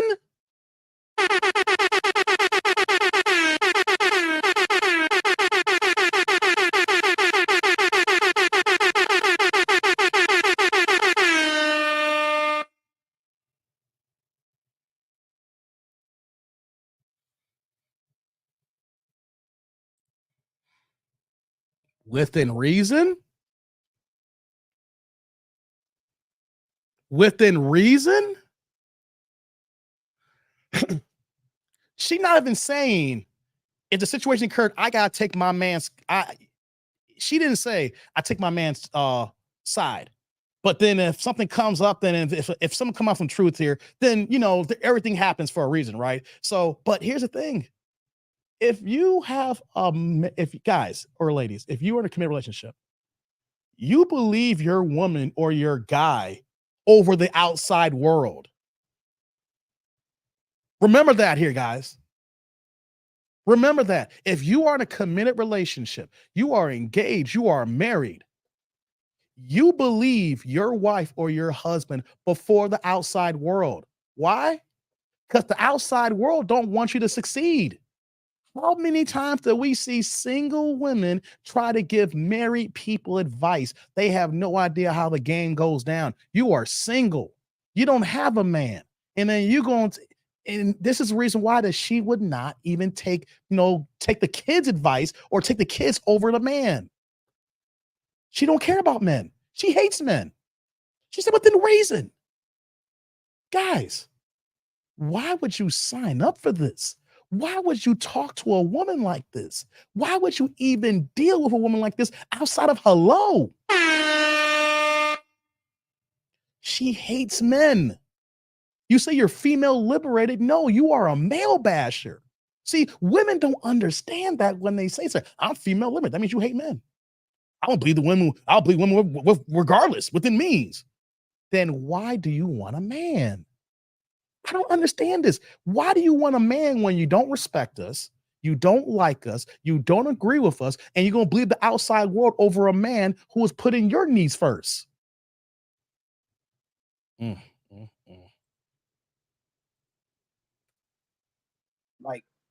Lights up in the building, guys. Lights up in the building. I obviously can't take her side. But if he comes and say, oh, yeah, that B did this and that B did that, and she ain't shit, all of that, nope, that's not going to make me, that doesn't appease me. Because I don't. What if she ain't shit, though? You see what I'm saying? That's the thing, though. See, if you deal with a guy who got a baby mama, ladies, we're dealing with you because you got a baby daddy. And if y'all together and you know the baby mama is on some ish, and you know that she's bugging, you still gonna take her side over your man, even though you know what's up here? It's like, it doesn't matter. It doesn't matter if a woman complains. I don't want to hear it. You were wrong because you chose her. Well, I didn't choose her. We're not together now. Doesn't matter. You had a kid by her. You're wrong. Well, we've been broken for all these years now, and now what she's doing is different, or she's accentuated that to the next power here than what's happened when we were together here. So you're gonna say that no matter what, she is always right? Yeah, because you shouldn't have chosen had a kid in the first place. Remember that, guys. This is talking points here. This is sign language. They shame us. They insult us. The guilt need to be right here. Kevin Sam said that here. This is what we got here when a woman does not take a man's word here. She don't care about men. I don't want you to talk about her to me. Now he can talk about her to anybody else, but don't come to me and bash her, because at some point you liked her, loved her, or whatever to be with her. So don't come to me and say all these bad things, because it's a lot of females. What I'm trying to say is a lot of females love when men talk about their kid's mother or their ex, it makes them feel like, oh yeah, he really don't like her. So they feed What? into that. That's not how you get me. Because if you talk about her, damn it, if we don't make it, you're gonna talk about me. We're gonna talk about you. We don't make it in the first place. You see how dumb that sounds? Well, if you talk about her, you're talking about me. Girl, if we don't make it, I'm talking about your black ass as well. And here's the thing, guys. If you, ladies, you need to understand this here. If you are my lady, if we're kicking it, I should be able to talk about anybody to you. That's the reason why we joined this union's bond. You're supposed to be my ride or die. You're supposed to be my best friend. You're supposed to be the one who I roll and rock with here. So if I can't tell you my problems, then who can I tell them to? See how that works, guys? I'm not talking about crying in front of your woman, guys, because it make you look all beta and extra emo. I ain't saying that. We have problems and we deal with the world every day, and our woman's supposed to be our right hand that's next to us here. And if we can't even tell you our problems, then once again, what are you here for? We can't tell you our problems. We can't discipline the kids. We come second to the kids and third to the grandkids. You don't believe in marriage. What are you here for? That's just how I feel. That's what it does. You know what I'm saying? So he can have his ill feelings if he wants to. Just don't bring them to my attention, because it's not going to get you nothing but probably cussed out. Okay, fair enough. Let's go. I do want to say this one thing. I do believe you can make your own individual marriage. Not every marriage is the same. So that is true. Right. So your request is to find a man that will be in agreement to come second. Damn, bro, piece that up. And your grandchildren and women, unless he's really has a strong argument. He had a hairline from MLK March. But I will also say this. I was having this conversation recently. Sometimes people, well, we all know everybody's not going to get married, and we know the statistics. I'm not going to be up here. I don't like to share statistics because it's pointless. Your life is statistics. Like your surrounding is statistics. What? You can look around your group of friends, people you know, and know the statistics. So I don't have to share statistics. But I will say, I'm pausing. There's a lot of pausing, guys. Big box. Guys. Man, why do women be telling each other dating stuff and none of them ain't got a man to talk about here? Statistics are not useless. Statistics are needed. This is showcasing a point case here with both of them, Kendra and this woman here. 26% of Black women will ever be married right now. It's the current stats. That means that 76% of women are not getting married. So we need to the drill down. Why are they not getting married, Dave? What's going on here? Is the men that's bad here? Is the women? Is there other factors? Here where stats come into play here. Well, you want to know something here? If you don't want to believe in stats, but you only look at your worldview of what you see here, that is the minority, and that's not the world. Think about it here before I get back to the video here. If you are someone like this here, you got a couple of good best friends, right? Let's just say you got 5 good best friends. Then you include your family and there's some coworkers. You probably interact on a regular basis during the week between 10 to 15 people at the most once you get to your 30s, 40s, and 50s, right? When you go on in school, the people that you have around gets less and less, right? So if you are interacting with about 10 or 15 people at most, you don't see the world. You are a Black person that sees the world between your lens and people around you. But here's the thing, though. There's the lens of 20-some-year-old Black people, men and women. There's the lens of 30-some-year-old Black people, men and women, outside of Illinois, outside of LA, in Nevada, in California, in Texas, in Maine, New York, New Jersey, Kentucky, North and South Dakota, because all Black people ain't built the same. So we have statistics so we can showcase what everything is. Because you want to know something? There's people that I rock with who are successful Black men who is getting to the bag. That doesn't mean that every single Black man's getting to the bag. I know a whole, outside of my close circle here, there's a whole bunch of Pookies and Raiders ain't getting to the bag. You know what I'm saying? But we use statistics to showcase how this actually coming about here. And when you dismiss the numbers, all you're going by is your own understanding where you live at, and where you live at is not the United States of America. It's just where you reside at. So when you say you don't like statistics, you need them so you can understand the world better. Because you might say, hey, I live in a situation here where all my people are successful, all my people are married, but how come I can't find a marriage mate? Because whatever's going on in your life, you just miss the numbers here and you're going by your own understanding. Guys, have I said that multiple times today? Haven't I stated this multiple times a day? People, let alone women like this here, are going by their own understanding and not getting the further information, not the further knowledge, not even going to authoritative figures to understand what is actually happening in their current predicament or life or surroundings itself here. You only going by what you know. And what you know is sometimes damn ass stupid because you ain't put yourself out to the world to see other viewpoints, to see other people and see how they move here. Just because I live a certain way, I know that my way I move is not law. There's other men who move differently than men here. That's why I take the statistics in play to understand what's going on. Understand and understood. And I'm going to keep repeating again. This is the theme of the show here. Women relying on their own understanding and not getting the authoritative figures or the research to homework to understand what's going on here. Let's continue. You know, men who are getting married or women who are getting married, most of them that I know, their family trumps everything.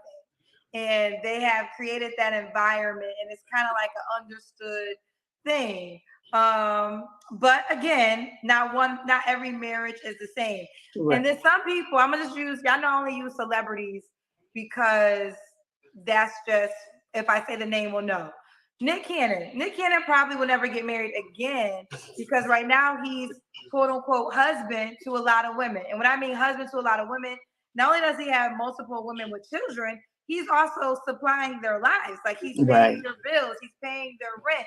You know, if one woman does have something, he is going to show up for her. So he's not able to be married to one woman when he has probably 6 women he's playing husband to a certain degree.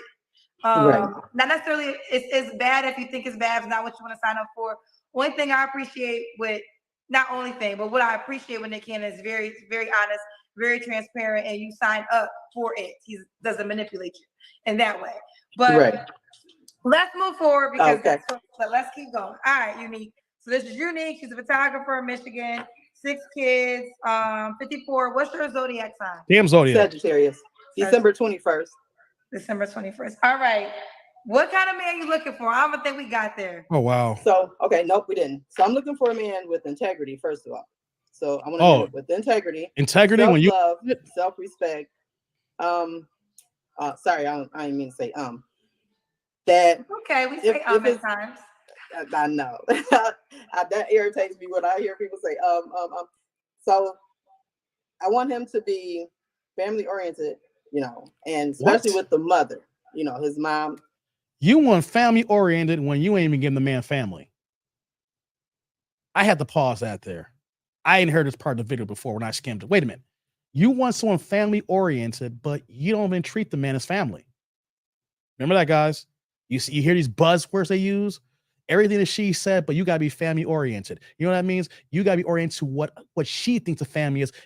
What you think and what you want don't matter. His kid's mother, if he has kids, I want him. I just like, because a man that has what's going on, Dan? Relationship with his mother and with his ex-wife or his kid's mother, that shows a lot. You know, when they have a relationship with them, it tells me a lot. So that's like where the integrity thing comes in, self-respect, self-love. And let me see what else I want. Dang, that's pretty much it as far as what I want. But I got a lot of don't want, so that's probably why I'm single. Well, let's get to it, girl. The deal breakers are good, and that's probably why I'm single. Shit. What's the deal breaker list? Okay, so I don't want a man that's insecure, that if I go somewhere and I don't get back on at the time that I'm supposed to, I don't want to hear where you been and this and that or accusing me. I don't like that because I will leave quick. I don't want a man to call me a B. Man call me a B, I'm gone 2.2 seconds. Absolutely. That's very understood. Yeah. No, I don't want any what is it? Can you turn your TV off in the background? Is that possible? Can y'all turn hello? Oh God. Can y'all turn that down some? She listen to Family Feud. Y'all wait till Kendra G pick me and then turn that shit up. Turn it top. I need it down. Like y'all hear this, guys? They watching Family Feud over there. Yep, that's fine. Thank you, honey buns. I appreciate you. Yep. Oh, And God. so I want, where was I at? Okay. That was it. Just self, I need, he has to have great integrity, self-respect, self-love. Because if you love yourself, respect yourself first, then you'll be able to do it to the next person. That's, yeah. Okay, that was your deal. Hold on, real fast, guys. Let me tell y'all something.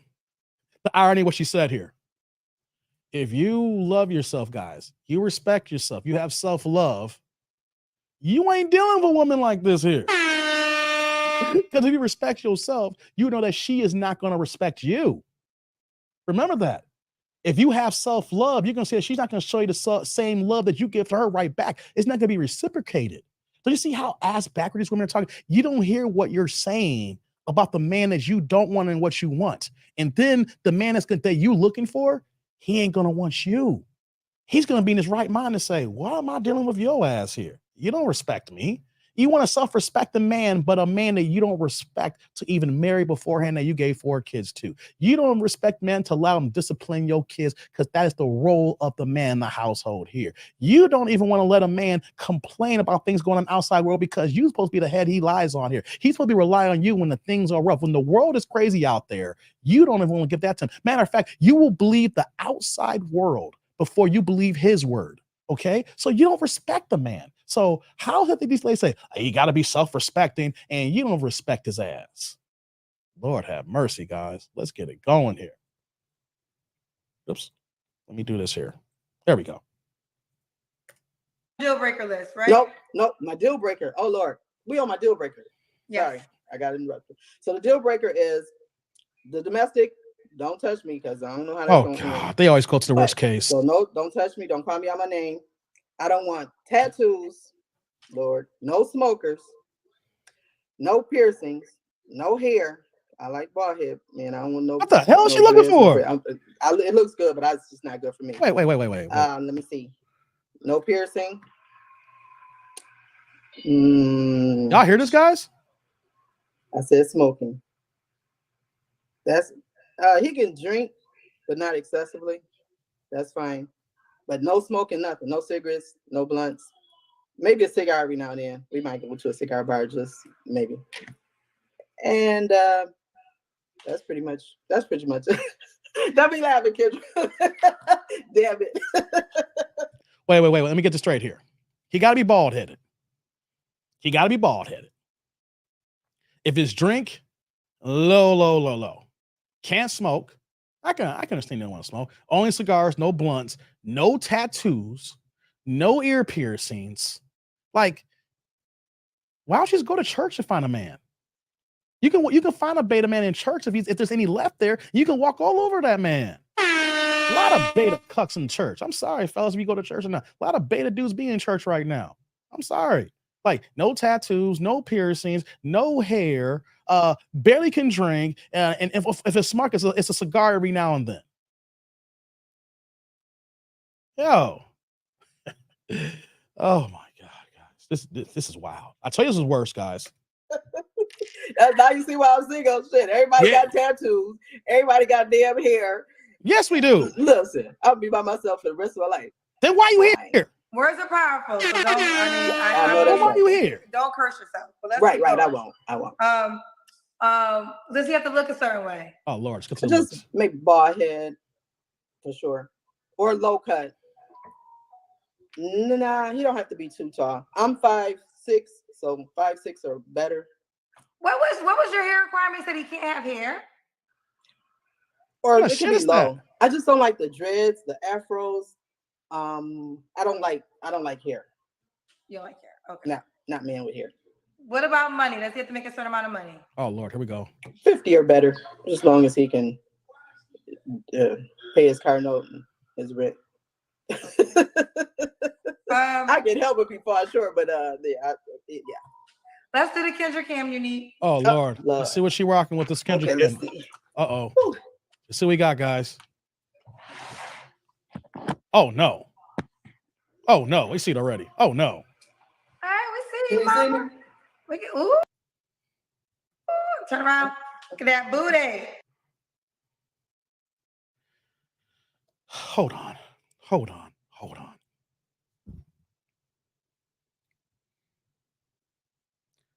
to have all these requirements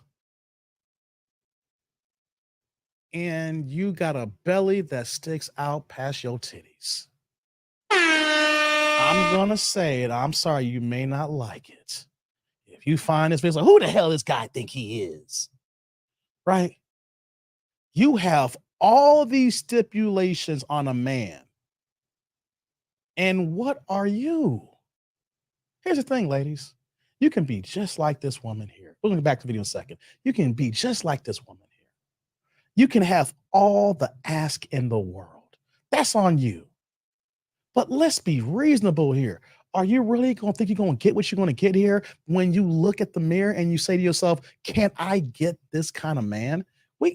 Why are we not being 100 with ourselves here? Why are we not being real with ourselves here? You look like this. Let's bring it back up here. You look like this. And you're expecting to find the perfect man. The only thing Jesus didn't do was not have the long hair and didn't smoke. You better look for Jesus. You better look for Jesus who can smoke a cigar every now and then. Oh my God, guys, this is. Are we actually listening to what we are wanting when we speak it out loud? And then do we say to ourselves, is this possible? There's been several things that I've wanted to do, but then I have to look in the mirror and say, hey, you know what? Where am I at in life here? Where is my lane at with this position here? And because I'm in this position here, can I get this? And there's been time I have to say, no, I can't get it. I got to take a few steps back, do a curve, and start here to get here. But you guys are acting like you're going to find this perfect man. You can ask for, I'm going to say this here. You can ask for what you want to look for, but let's just be real in society today. Do you think you're going to get this here? Especially at 54 years old, you're already well past a half a hundo. Okay. Do we bring down our expectations as we get older? I get it. You want the creme de la creme, but dating is war. They say love is a battlefield.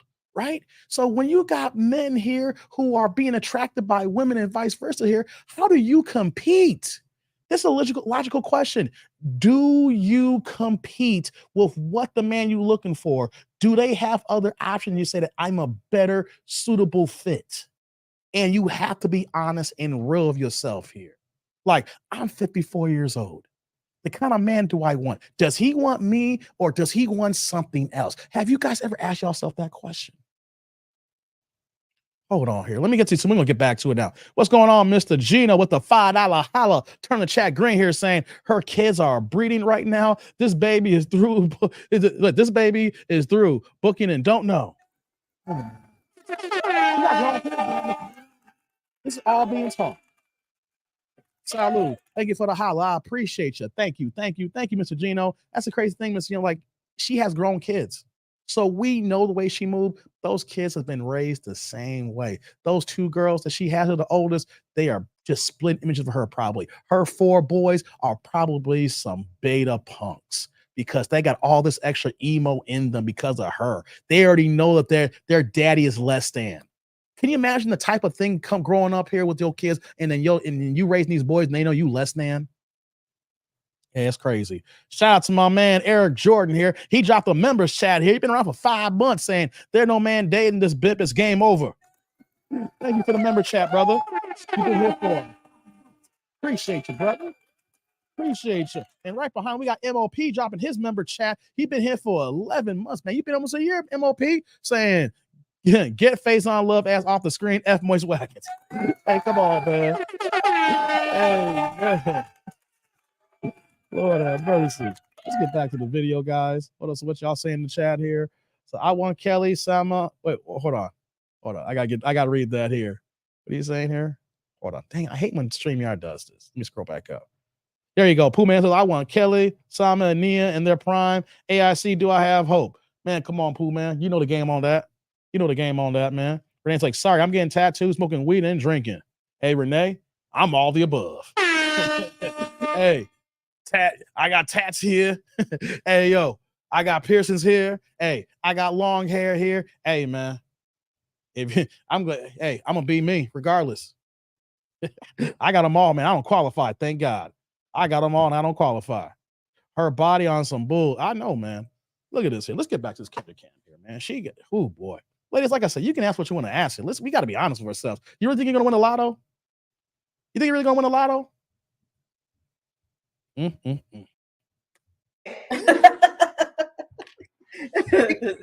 Unique, what was your last relationship? Well, it's been a long time. But let me tell you. Let me tell you. I have a friend since 2009. What? And he's like, I just call him my lay and play. What? Buddy. So that's the person you call him your what? My lay and play buddy. Lay and play buddy?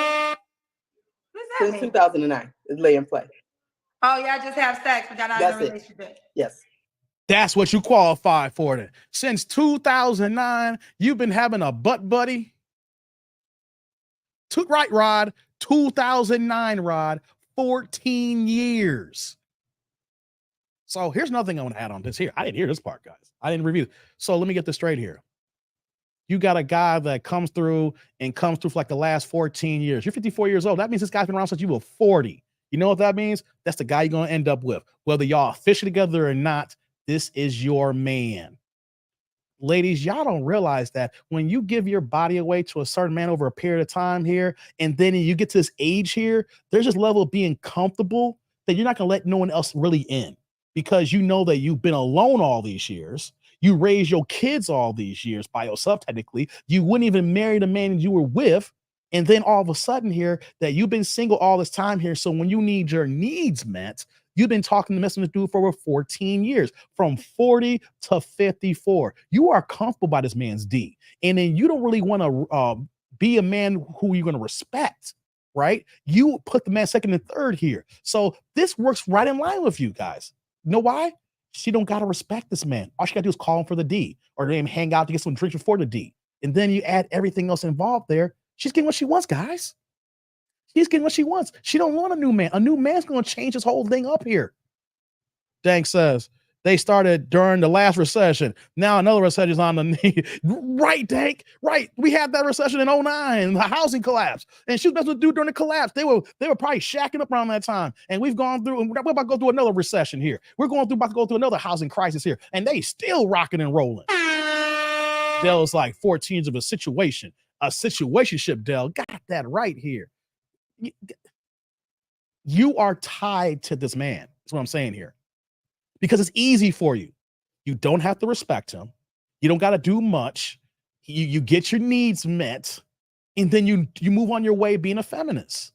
So any new man's going to come in, you keep saying that I check out. You check out regardless. Anytime a man wants to be a man, you check out. Repeat that again, guys. Anytime a man wants to be a man, she checks out. Are you fine with it?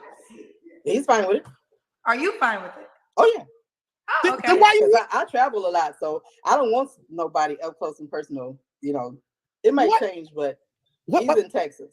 So, yeah. So how often do you guys see each other? Either here comes to Michigan. Most of the times I go to wherever he's at in Texas. He's in the military. He's retired now. However, I always go since 2009, at least 4 times out of a year. I'd fly to wherever he's at. So right now he's in Texas. You see him 4 times out the year. Yes. Oh wow. But I mean, if that works for you, then that works for you. So you're fine. Yeah, it's been working so far. And I thought he would have moved on. No, this is impressive. Got married, but I guess. You think you're the only woman? No, hell no. Kendra. Then why would he get married? Why would he get married and be only with one woman when he could be with multiple? Exactly. Because at some point, most men, they get tired and they. Nope. You don't think so? Nope, we don't. Nope. I forgot who's in my chat here. We got several men in our 50s and the 60s who ain't married. And they living their best life because they come across a lot of women like this and say, Dave, I deal here and keep it moving. Y'all know, I'm not gonna say their names out loud here, but if y'all here, you can say yourself here. You know what I'm saying? But you think men just get tired? No. Men understand the game here, and we're like, yo, we know it's not gonna be in our best advantage here. We're gonna move how we move accordingly, right? No, we don't get tired. No, we live in if we live in our bachelor life and later age, and everybody's cool with the situation here, we're gonna keep moving the way we move in here until someone gets upset, and then we gotta move differently here. But if you're coming from Michigan to Texas, and I get your buns every 3 months, then I know that I'm gonna have some regulars around the way here, and so I'll block you off when you come into town. And no, he getting the best of both things here. Come on, stop playing, ladies. That's what y'all think here. So he gonna get tired. We are not you, ladies. We are not you. If anything, guys get tired and it's not deal with y'all completely. Guys will cut off women completely when we get turned off. Not we're getting tired, we're gonna go get married. No, we would just cut off women completely and just get down to sex, and that'd be it if that's our goal. But nah, lady, you don't know a damn thing about guys. No, not at all here. Not at all. I mean, I don't know about most. Now, I think well, first of all, not here come the women code here, guys. Like he's 65. Yeah, he better try to. Not everybody gets married. Not everybody settles down. Oh, if he's 65, this is who he is. Yeah, at this point. But I was like, I was just helping him.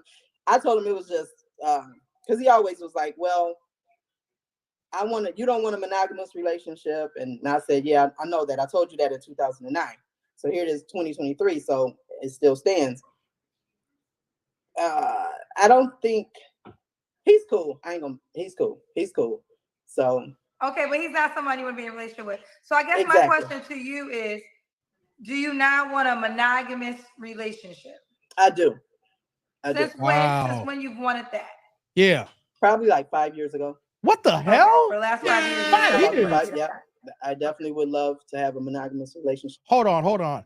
You can't say you want a monogamous relationship for the last 5 years, but when you've been banging this dude 4 times a year, traveling there for the last 5 years, not for the last 14. If you want a monogamous relationship, you would cut that off. Here's one thing that you are not understanding here, and ladies and everybody here who's watching here. If you want something, you're going to put the best steps forward into getting it. So if you want a monogamous relationship, but this guy is not of monogamy because, first of all, he lives in Texas. You travel to see him 4 times a year. How about cut off the situationships? That way that your energy is not tied to another man. Men can know that when you're not available. You may think that you're available. You may go out to a bar or a restaurant or hang out with friends in a circle and you say, I'm single, right? But we can understand your energy. We can understand your body language. We can see like, yo, if you're really looking for somebody or you're just saying it for lip service. But if you say you want a monogamous relationship, but for like the last 5 years and plus kind of 14, but the last 5 you saying this here, but you still banging this dude here, you don't want monogamy. You want what you want. There's a difference, guys. Dell's like, he don't really want her. Let's keep a buck. Dell, you are right. You are right. He don't want her. But you know what he wants, though? He'll get that head from her. He'll get that booty from her. She says she travels all the time. You know what that means? She pays her own way to go to Texas. Hey, I'm going to tell everybody here, ladies, y'all ain't going to like this here, okay? He don't want her, but the sex is halfway decent to the degree where that he don't mind getting his nut off of her, right? If she pays her own way to get to Texas, what man's going to turn that down knowing that I only got to deal with her for 4 weekends out of the year? All I got to do is tell the other girls I'm working late this day or I'm not available this weekend. And all of a sudden then she comes through, pays her own flight to come to Texas there. And then you go ahead and smash the brains out of her and then send her back to Michigan. And he go back living his best life here. Hold on. Let me get to super. Shout out to my man Leroy here. What you got? He got the $5 holla. Turn the chat green here saying, when no other productive man answers the phone, green card bay, pick her up and call. Hey, Leroy in the building. Hey, Leroy.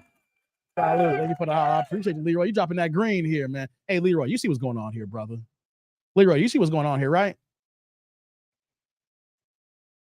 Leroy's my older OG in this chat here. Leroy got me by a few years. I'm being, Leroy's my OG. He knows what's going on here. He's my uncle. He knows what's going on here. Come on, Rod's like, hey, wait, what you saying, Rod? Hey, winning if he got her paying, she paying to get blowjob. Yeah, Rod, you really think the way that she's moving right now that he's paying for this? She likes to travel. She pays her own ticket from Michigan to Texas. She probably get her own damn rental car. Only thing that he pays for is when she comes through and they go out to eat. That's when time he probably pays. Hey, man, yeah, he winning. Yeah, he winning. Zick said, if she called my phone and offered me $2,000 to have sex with her, I'll hang up and thank the Lord that I am not. He said, I am not doing financially well. Hey, come on, man. Dank's like Michigan American produce a mess of wildebeest. Come on, Dank. He gonna say wildebeest. Hey, Dank, ask me this question, man. The comment section. You miss a lot of Michigan and Maryland chicks? Because you added Maryland in there. She's from Michigan. You added Maryland, Dank. So you got to put in the chat here. You must got some bad dealings with Michigan and Maryland women, dog. Stop playing with me. You stop playing with me, Dank. Look at Dank said here. Michigan and Maryland produce. This woman's not from Maryland. Dank got some stories. Dank got some stories here. I already know. Hey, come on, man. Dell's like, then women better stop sleeping on Green Card Bay. Hey, come on, Dell. Hey, if she called me, no, come on, man. I see the typo, Zick. Yeah. Let's get back to the video, man. Oh my God. Lord have mercy. Relationships more up close and personal and like in the home or something of that nature. Yeah. Okay. Instead of the long distance relationship. It's been working just because I make it work. Okay. What are 3 flaws you have to work on, sweetheart? Oh, so these flaws. Being nonchalant. That's because a lot of people say I'm insensitive, but I'm not. Yeah, you are. And I have to work on, because I would leave in 2.2 seconds. Hold on. People say you're insensitive. People mean plural, more than one person. And you're just like, no, I'm not.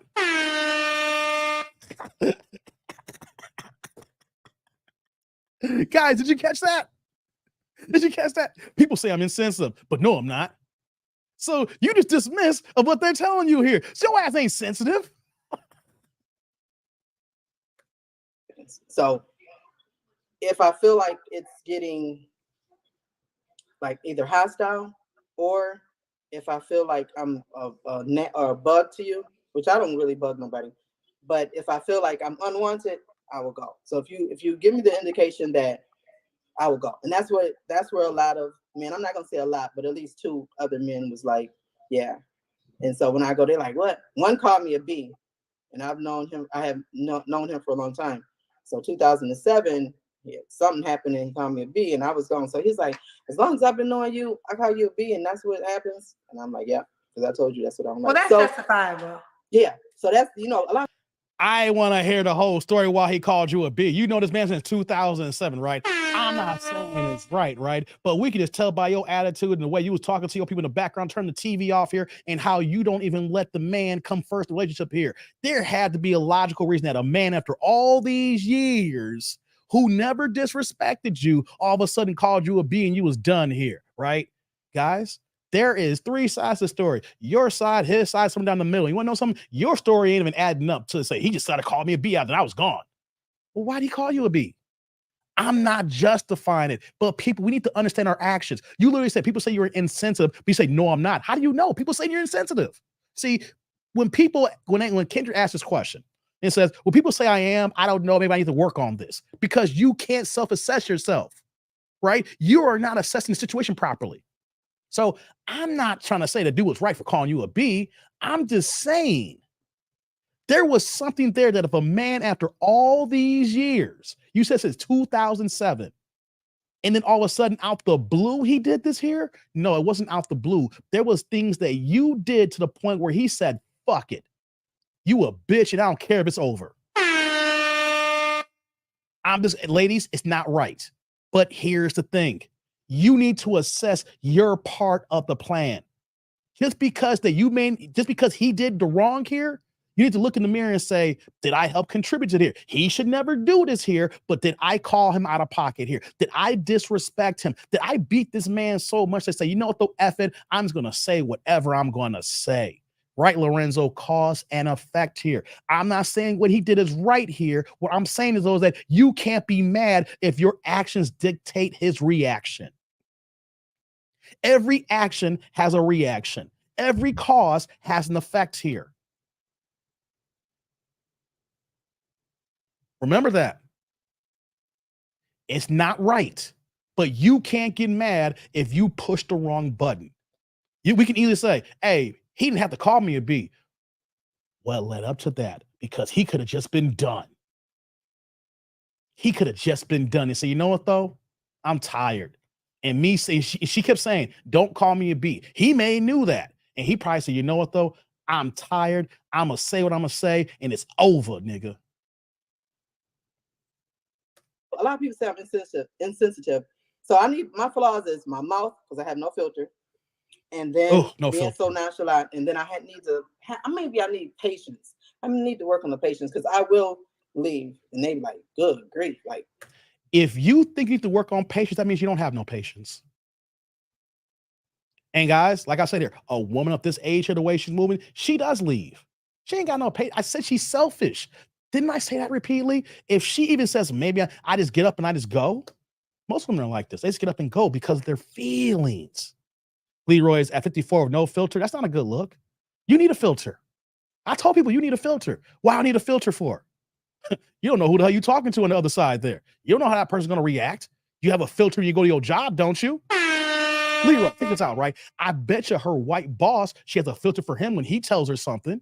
If she's not retired, she's a photographer, right? If her boss is white, she got a filter for that man or the GM or who's working in her area. How does it think these women will say they have no filter? But white zaddy of their boss there, they will get all the filter in the world to keep their job. They will act and talk proper and sit up straight and everything else. When you get home and talk to your man, you ain't got no filter.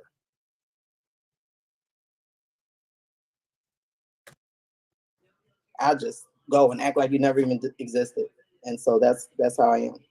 Okay. And why would a woman be lucky to be with you? We started off. Not a woman. Hello? Come on, Kendra, don't do me that. But, I apologize. You are correct. I'm tired. So. Listen, you're gonna have women out here trying to inbox DM inbox. Men only. What's the age range you want to date? Oh, Lord, this age so range. I'm gonna do 58 to like 68. 58 to 68? Yes. Yeah, she's a runner bank. 58 to 68. Does he have to be in, where are you, Michigan? No, ma'am. I don't want anybody from Michigan. That's a hill to the north. Not nan. Are you going to relocate?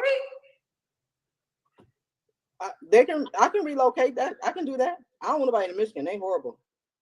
Okay, no men in Michigan. Yeah, they're going to be like these. Whenever I hear anybody say, I don't want to date no men in Illinois or Chicago, or I'm not dating no Michigan men, or I'm not dating no California men, or I'm not dating any Texas men. It's one of the biggest states in the United States here. Michigan is not, was Michigan like top 10, top 15? The other day, even Rob was joking around. Like the woman said, no Texas men, no Houston men. It's like, isn't Houston like the fourth or biggest metropolis city in the United States here? There is no way that you have vetted every single black man between 58 and 70, whatever, in Michigan. Okay. Reason why you say no Michigan men is probably the fact that because you ran through so many men that they probably know your MO outside of these men's MO. They know that you're a banshee. They know that you're a terrorist. They know that you don't treat men with respect here. So you want to go to another state where that you have a clean slate with men here. These men know you. You've been in the game for a hot minute. You don't want to deal with Ann Arbor men or Detroit men. You're trying to tell me every single man in Ann Arbor is bad? Every single man in Detroit's bad? Every single man and whatever. Now, Flint, Michigan. I don't know. I don't know. I can't comment on Flint. You know what I'm saying? I'm just going to keep it a buck. I ain't going to do that, man. I got family in Flint. What I'm talking about, man. You get the point here, though. Whenever somebody says, I'm not even looking at the entire state, that's more on you than the men. Because A, you choose men bad, and then B, the men probably know about you that they don't want to rock with you anyway because you got bad luck. You're trying to find a whole different area because of how you move. So guys, whenever someone says, I don't want to deal with them, they say, no, what are you running from then? You know what I'm trying to see? This is once again another feminist type of attitude she has here, where that she doesn't respect men. She don't respect no men in Michigan. All right. Rod's like, I can't be 50 and lack self-control. Goddamn, man. Like Deshaun, 29, and Deshaun didn't get because you see how he did all that cussing. That was I was trying to get on there so bad. What? The Deshaun from Detroit talking about he. I know you're talking about. People cuss everywhere though. Yeah, but what I'm saying, he was not supposed to cuss you out like that as a man. Okay, girl, it's okay. Let me tell you something. First of all, y'all always do know I put that out in the world. Like, you know of that video because I put that video out. Yeah. And I did it for several reasons because I wanted y'all to know I could get it too, and I'm okay with getting it too. I'm very secure who I am. So Yeah. I mean, it is, you can have a thought about me, but no one's thought of me becomes my thought of me. But I really put it out there. I'm pausing here. She's gonna finish. Kendra knows YouTube.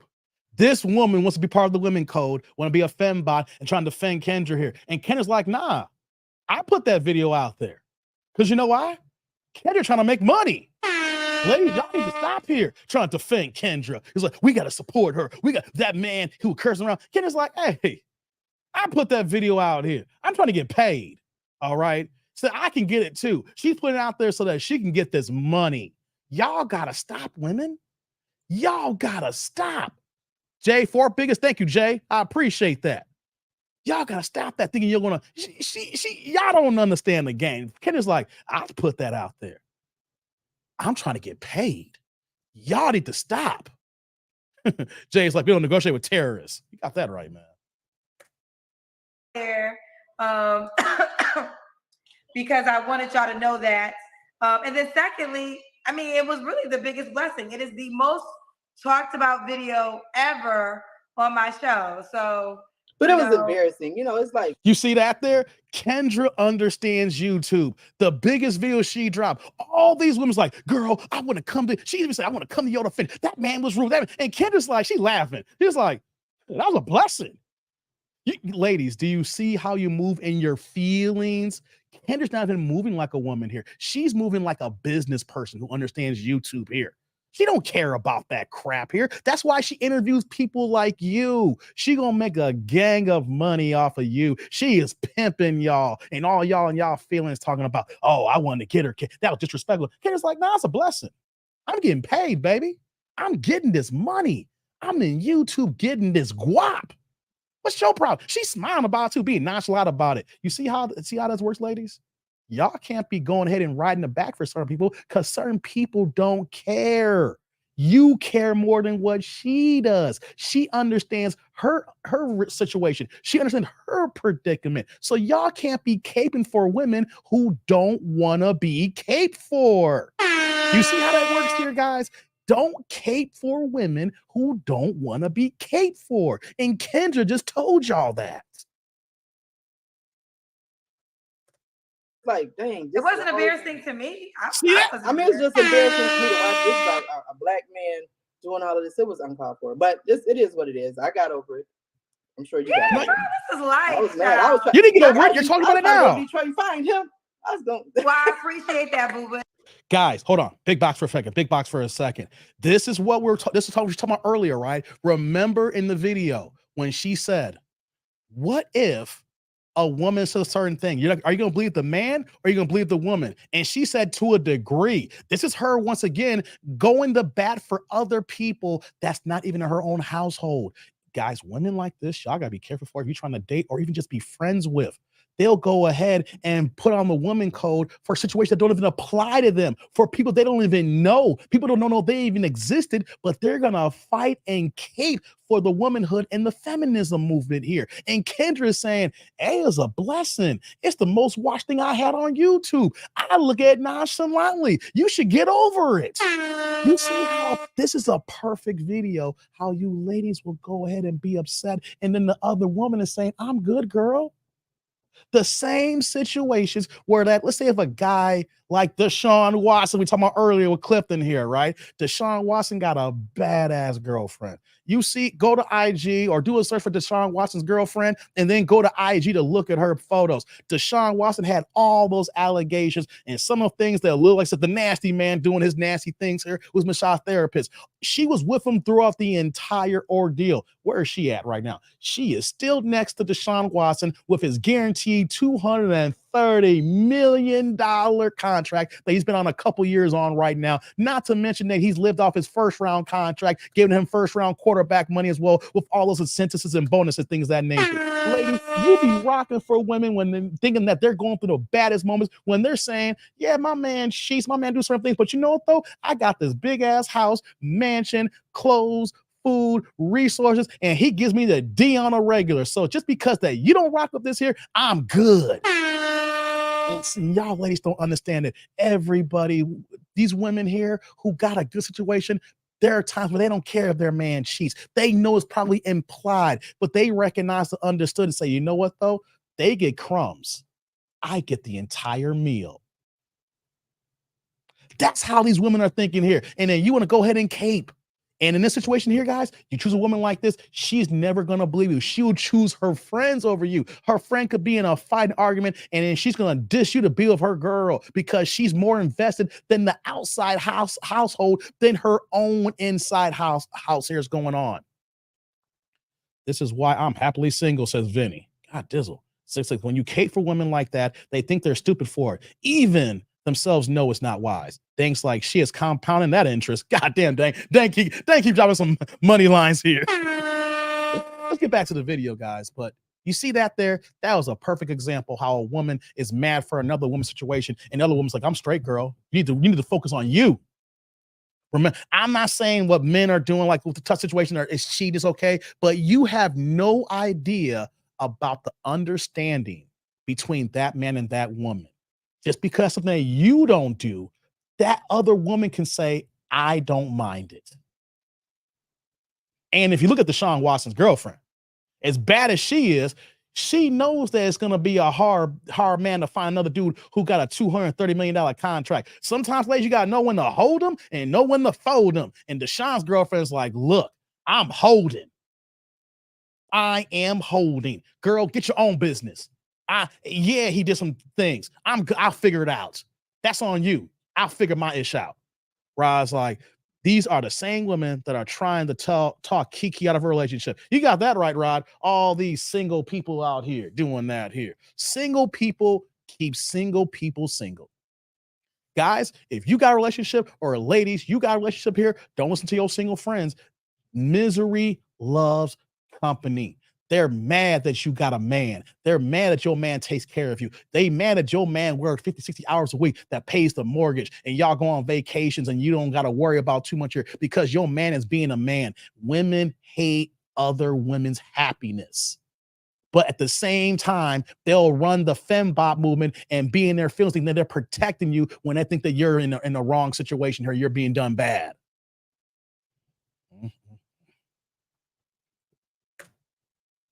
But it's not necessary. Right. I'm just joking. But not you ain't joking. Yes, he was from Detroit, but that's not all of Detroit. So I'm just saying, men talk crazy everywhere. All right. This is the last question. Why would a guy be lucky to be with you? Because I am really loving. Really? Just even though I do go off sometimes, and I'm real fun to be with, real fun. I'm independent, very independent, and this is the thing.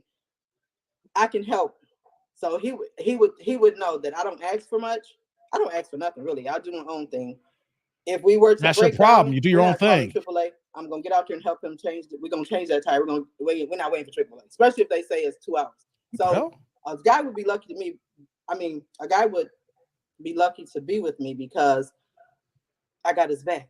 I'm not gonna leave him high and dry. I'm sorry to pause here. What the hell is AAA got to do with anything? You're gonna help him change a tire? Is that what you're saying? Like, I hate these examples when they say we're not gonna call AAA.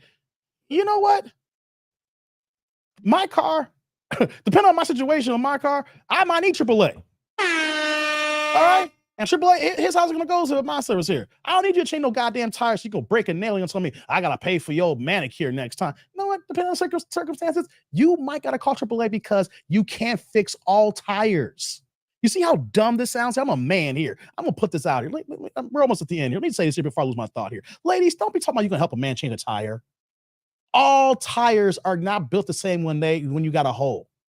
If there's a hole on the sidewall, if something happens, if it gets a cut, you can't repair that tire. You're calling AAA. See, women like that, like, you can't fix it. No, you can't fix that tire. That happened to me about 4 or 5 years ago. I was driving my brand new Beamer coming from Gary, Indiana, coming back home, and I saw this big ass pothole, and I couldn't avoid it. I hit that pothole, and I got off in the Oasis over there by Hillside over there that way, and the whole sidewall was destroyed. hitting that pothole. I couldn't fix that tire. I had to call BMW roadside, and they had to pick that car and take that to Bill Jacobs BMW to get it worked on, because that's one place. That's one way my tow would drop it off to. And then I just called the Uber, and we took an Uber back home. But y'all acting like I can change a tire. That's the extreme, first of all, number one. And number two, no man's going to ask a woman to help change that tire. If he can change it, you sit there in the back there and let me handle this here, right? And then you're going to say, well, I can fix it. Well, if he can't be fixed, you're going to argue with the man? I'm sorry. I hate that example. I can help change a tire. I don't need you to help change a tire. And maybe you can't change that tire. Jason, shut up. So it looks like a tire says, Zig, I know. See, y'all ladies want to say things that sound good. So this sounds good. I can help you out. I can change a tire. Maybe I don't want to change my tire. Maybe you know what though? I'm gonna keep it a buck with you, right? I got warranty on my tires. And if my tires got a problem, you know what though? Maybe I want to fix this tire. Maybe I want BMW to get me a new tire. And maybe, just maybe, I want BMW to pay for this loaner for the weekend. Right? Y'all don't think that way. I do. Like, no, you ain't helped me fix this tire. Let me call BMW, get this bad boy towed. Let me get an Uber back home. Once I get Uber, let me go ahead and get me a rental car, and I'm gonna rock this new 2024 for the weekend until they get my car fixed. You know what I'm saying? Like, some of y'all don't think the things that we men think about. What's going on, Sherry? Hello, David family. I need a man, and I'm not doing all that. I'm making the call. I have no shame. I hear you, Sherry. You have no shame. I'm not doing all. Hey, Sherry, you shouldn't be doing all that. Let me keep it a buck here. A man who really wants to cherish you, Sherry, he ain't gonna have you change a tire. And ladies, let me ask you this question too. How would you look at your man if he says, "I need you to fix this tire"? The only thing that he should ask for your help, if he's able to fix the tires, can you hand me the wrench, or can you hand me let me just sit back and make sure no cars are coming around and call. You know what I'm saying? Hand me something. That's it. That's all you're gonna do. I need this. Can you give that for me real fast? That's the most you're gonna do.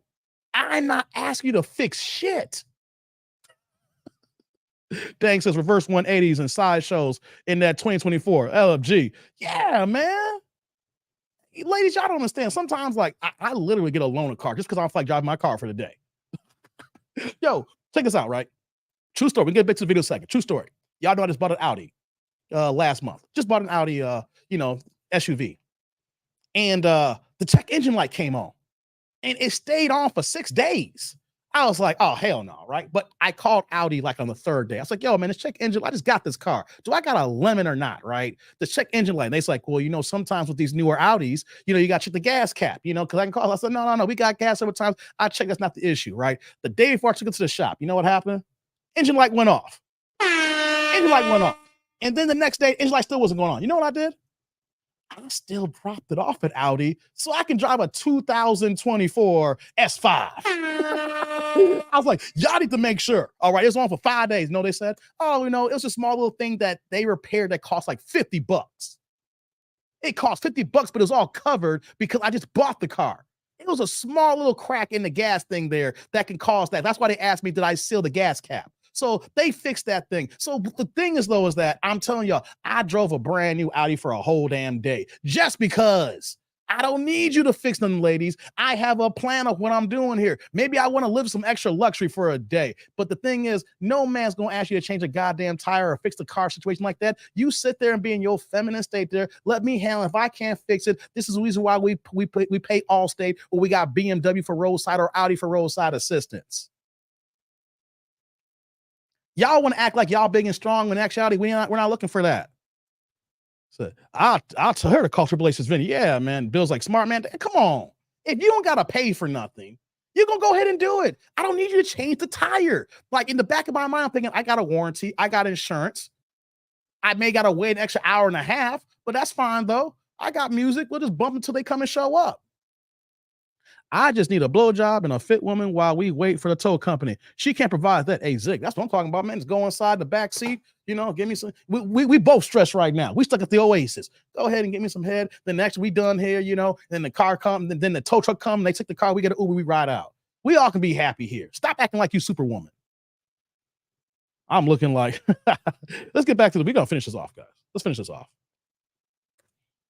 I'm not high maintenance. I do my own hair. I don't give a damn about my nails, the whole 9 yards. I don't do all of that. I do my own hair. I don't do the little makeup. I don't do none of that. And I don't wear, he would appreciate me because I'm not asking him for a whole lot. Now, if he do it, it's a plus to me. It's not something that I need. You understand what I'm saying? Or that I just in dire need or want. So right, he was lucky to be with me because he's going to save some money coming from the other woman. Damn it. Let's go, Unique. How can a guy reach out to you, boo? You Facebook. Definitely are unique. Now your name, is perfect. So Unique Photos. It's Unique Photos on Facebook, and I have Instagram, but I don't know how to work. Listen, I have Instagram and Snapchat, and I only made those accounts so I could try to get to you, especially the Instagram. I don't even know how to work that, but I do have Instagram. But I just got on there to be on the. So how can a man reach out to you, Unique? Unique Photos on Facebook. Okay, there you have it. Unique Photos on Facebook. Yes, ma'am. All right, bye, Unique girl. Bye, bye. All right, thank you, Buns. Bye, baby. Oh God, guys, that was crazy. That was crazy here. Let me see what y'all see in the chat. Vince says, "I'm from a small town, Dave. When we see a woman on the blacktop flat, we have to change their tire. My grandfather made me. Nah, I haven't changed the tire in 15 years. Hey, man. Let's see here. I haven't changed a tire since, let's see here. I didn't even change that tire. The last time I had matter of fact, I haven't had, no, I gotta be honest here. I haven't been able to change the tire because every one of my flats were not able to be fixed. It was all sidewall action. And that's the thing here. Every time I had a flat, it was always sidewall action, right? And for my older cars, some of my cars didn't even have spares. Like for BMW, when I got into BMW, all my BMWs had run flats until when I changed all the tires out, so I got new tires. Like my current 650 right now, man, I had run flats in that car for like 2 years before I got new tires, right? I got tired of run flats. The BMW before that, I had a 535 that had run flats. I had a 2008 650 coupe, that original body when they released 6 figures, that had run flats. I've had literally 10 years of cars that had run flats. And the crazy thing is, like, when something would happen on the bottom, with run flats, you can drive like 50 miles an hour until you got to get the tire replaced. So I didn't have to fix the tire. Once I knew that the run flat was in place here, I took it back to the dealership and they go ahead and discarded old tire, got me a new one. And the same thing too, like, of course, with the sidewall action happened, I couldn't change the tire because when BMW gives you cars with run flats, they don't give you a spare. That's why you pay extra money for the run flats to let you drive for a certain amount of time. So the last time I've actually had to change a tire was probably like 2002 when I owned my first car. Was a Honda Civic. That was like the last time I changed a tire where I could change a tire because I had a spare in the back here. All my cars had run flats, so I couldn't change the tire. They don't give you a change here, So I don't change tires. It's called, let me go ahead and call BMW. Let me call BMW roadside assistance and then go ahead and get the ball started. I can't change these tires if I don't got a spare. Dank says, let me see what Dank's saying here. Dank says, getting into the luxury cars was a life changer. Toyota customer service, I was waiting around half the day. Mercedes like, this will take a few hours or more. Here's a loaner. Dank, that's a fact. Hey, that's a fact, Dank. Hey, guys, real talk here, right? Real talk. I bought my mom a Nissan Altima like 2 years ago. She's older. She just turned 80 this year, right? But she still moves around. She still drives, and she don't want no nice car, like super duper car with all the bells and whistles, because her older car is an Altima. So just knowing how my mom moves, I'm like, I'm going to get her the exact same car, but newer, with all the new specs, right? So I went ahead and got her a Nissan Altima. And the thing was, when I first got a car, she wouldn't drive for the first 3 months. It was crazy, right? So it was outside or I put in the garage, but it never was driving. She was still driving the old car. So I said, Mom, you got to drive this car. So I go ahead and it wouldn't turn over. So I had the car towed over to Nissan where I bought it from. I'm like, hey, we just bought this car. It's not working, right? So they don't give loaners. There's like, we have an Enterprise down the street. You can drop the car off here. We'll drop you off at Enterprise. You can go home. I was like, no, I ain't paying for no Enterprise. Rent a car. This is my mom's car. Take me. I'm gonna take my black ass home, right? And I didn't realize that. I'm thinking that all cars do this, right? Nissan don't have that. Since I've been with BMW, you know what they say? I call them up and they'll be like, well, we ain't got no loaners right now. You can drop it off here or you can wait to get a loaner. I was like, okay, I'll wait to get a loaner. Man, they put me into brand new 850s and 840s, $100,000 cars loaners, X5s, right there. And then when I got to Audi here, they did the same thing too. I called them up and it was like, yo, we can get you a loaner this day here. All right, cool. I'll wait to get the loaner.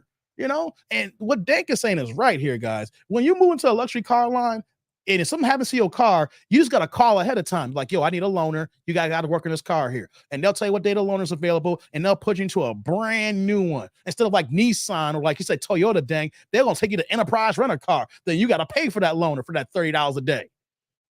That's a game changer. You're right, man. It is a game changer when you go to a luxury line and you're saying to yourself, yo, man, I need some help with my car here. Yo, they treat you. You don't got to worry about being without here. You don't got to pay extra for a loaner. You don't got to go ahead and do an extra thing. You just call ahead of time, drop the bad boy off. They put you to a brand new joint and everything is good until you bring the car back and everything's fixed. And they only charge you if you take the car fraudulently for a wrong reason, like something wrong with the car and they don't find nothing wrong with the car. They can't even diagnose it. Then they'll charge you for that loaner, right? But even then, though, you bring it back the same day, they ain't charging you for nothing. So I'm saying all that to say, to bring back what she was saying. When women say, I can change a tire. Guys, any woman says that, you'd be like, you ain't changing no tire.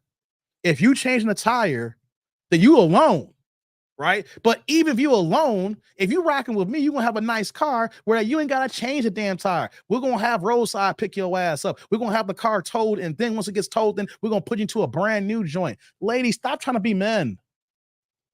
Is the point I'm saying here. Stop trying to be men. Be a woman. Y'all really think that's sexy and attractive saying that I can do this and I can do that here. And guys are like, no, we just want you to be safe and do the right thing. You're going to hurt yourself. And it's like, I've been trained to this here. Well, let's do it the easy way here. Let someone else do this stuff. You just got to wait 30 minutes.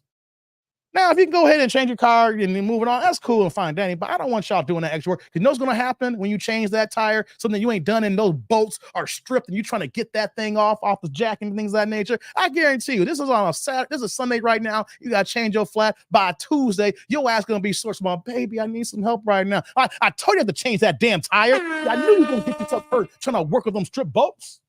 See, those things that come in our head that I think about right away. I don't want you to change that tire because those bolts have been locked onto that tire since we had the car. And we don't know how long it's been out before we got the car here. If you even get them bolts off, I already know your hand's going to be sore. You're going to be complaining. I got to do extra to take care of your ass. How about you being a woman's place here? So we don't got to worry about that. Let's just go ahead and call AAA and call the dealership and get you to a car and you just be nice and pristine and I ain't got to get your hands done again. Can it look like a muffin with that particular hair, bro? Hey, man. We said, Dank said, I'm a black redneck in my free time. I enjoy using my hands. I haven't rebuilt any motors in years. Once I get my new house, built, I have a workshop and gym out back. That's what's up, Dank. Ain't nothing wrong being a black redneck doing that stuff like that. That's dope, brother. What I'm saying is, I don't want my woman being a redneck. Hey, Zig's like, run flats are wonderful. You can be on the interstates and you have at least 200 miles of driving before you're in trouble. Just stay under 50. Yeah, you're right, Zig. I got to a point though, I got tired of it though, because when I did get them replaced, and they cost like $400 a tire, and then if you have an all-wheel drive car, you can't just replace one tire. You know what I'm saying? You gotta, if you gotta replace the two back tires. It's just so much going with the run flats, man. I got to a point I got rid of my run flats for my 650. I bought some, some natural all-weather tires right now, man. I got tired of that. Rod's like, it's 107 degrees in Houston today. I'm calling AAA. Facts, Rod. There you go. There you go. Things like, stop waxing your mustache, women. Grow a sense. Y'all want to be like men so much. Hey, come on, Dank, stop it. Hey, man, let's get, okay, real fast here, guys. I know I said a lot with this woman here. I told you this one's going to be worse than the first one here. But real talk here, ladies. And for the guys listening, this is for everybody here. Let's just put it all on the table. Any woman who moves like this, we know that you don't like men. You can say you do, but your actions dictate otherwise. You don't like us. You tolerate us. You only think about us from transactional standpoints. You don't like us. You tolerate us. You only tolerate us because what we provide, what no one else like a woman can do. But when we infringe on what you think is right, you will leave in a hurry. She's a runner. She's a track star. She even said, you just say one thing, she checks out. We don't need to be, not even in dating. You don't need no friends or associates in your circle that when they hear something, they check out right away. If they're checking out right away, you don't need them in your life. You know what I mean?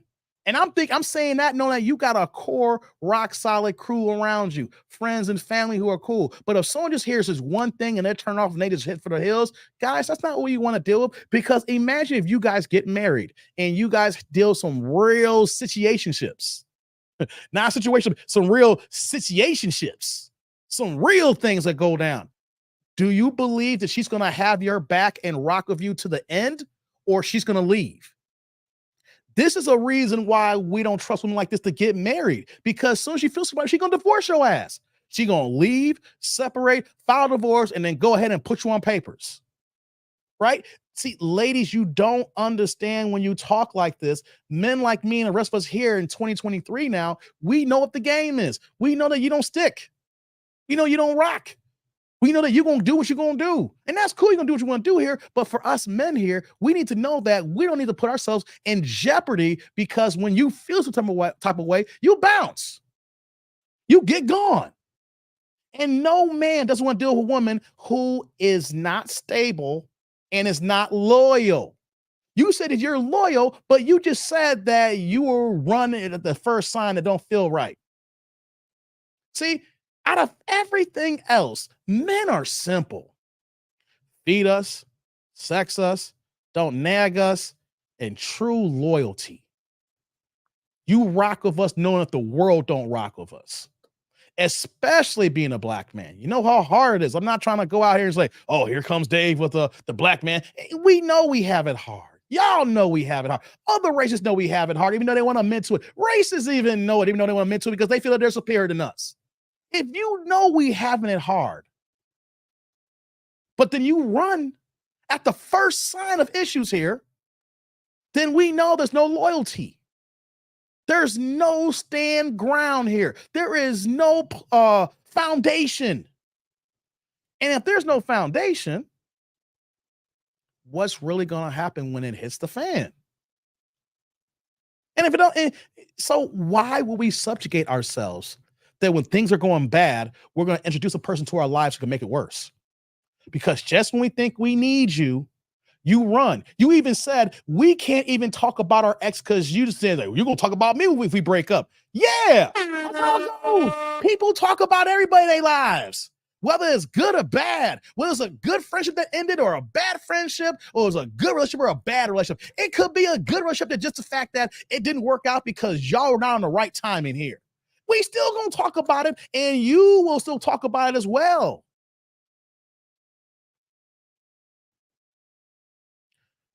But you are willing to go to bat for the ex-woman, but you won't even hear your man out. You don't even know here's a situation that's happening all the time. She might want to try and increase your child support. Let's say that, guys, you were with a woman and it didn't work out, and now you're on papers. You get another woman just like her here, and you can't talk about the ex here. And all of a sudden now things are going bad. She sees it going bad. And then she said she wants to increase child support, or she wants to take more custody away from you.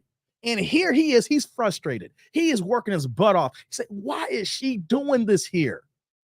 She filed for divorce, and now she's making it worse here. Bae, you see what's going on here? Don't you love your little stepchild here? She's doing this here, and she's acting like a total bitch. Don't you call her no bitch. You even see that she's moving like this here. This is your stepson now. And then you don't want to see your stepson on? I don't care, Dave. You don't talk about her like that. Even though that she's trying to take more child support from us here, that's money that's going to her pocket. That ain't going to go to your pocket. I don't care. Don't talk about her. Because we break up, you're going to talk about me. See you later, Vinny. Love and respect is key. Damn your love. That's the point here, though. See, when I brought up earlier, when I said about 26% of women are single and never, 26% of women will ever be married, is these examples like this where men are walking away from you, ladies, because we see the future. We see no respect. We see no loyalty. we don't even see family. It's not in the future. No matter how excited or animated I get here, the main thing that man is looking for is with his own community, his family or his inner circle, it's love and loyalty and respect. At the end of the day, love, loyalty, and respect. We don't ask for much. And then everything falls into place after that here. But we don't demand much and we don't ask for much. But if we know that we can't get respect because you're going to talk to us any kind of way, you know that you don't love us because you're a runner, you're going to leave at the first sign of problems. And, there's no loyalty because you listen to the outside household and you don't listen within. That's a big issue, guys. I'm going to end off that point here in this video here. If a woman will listen to everybody else but you, she will never respect you. And she never did. She only tolerates you for what you can do for her. She don't respect you. She don't love you. She will believe a stranger or an enemy over the man that she lays down with. I don't know about you guys. That's criminal. And that's damn near psychotic that a woman will allow a man to lay down with her, have sex with the man, share every intimate corner. But then when it hits the fan, she don't believe you. You are the enemy. I don't know about y'all. That is damn near mental and psychotic that you will sleep with a man but don't respect that man.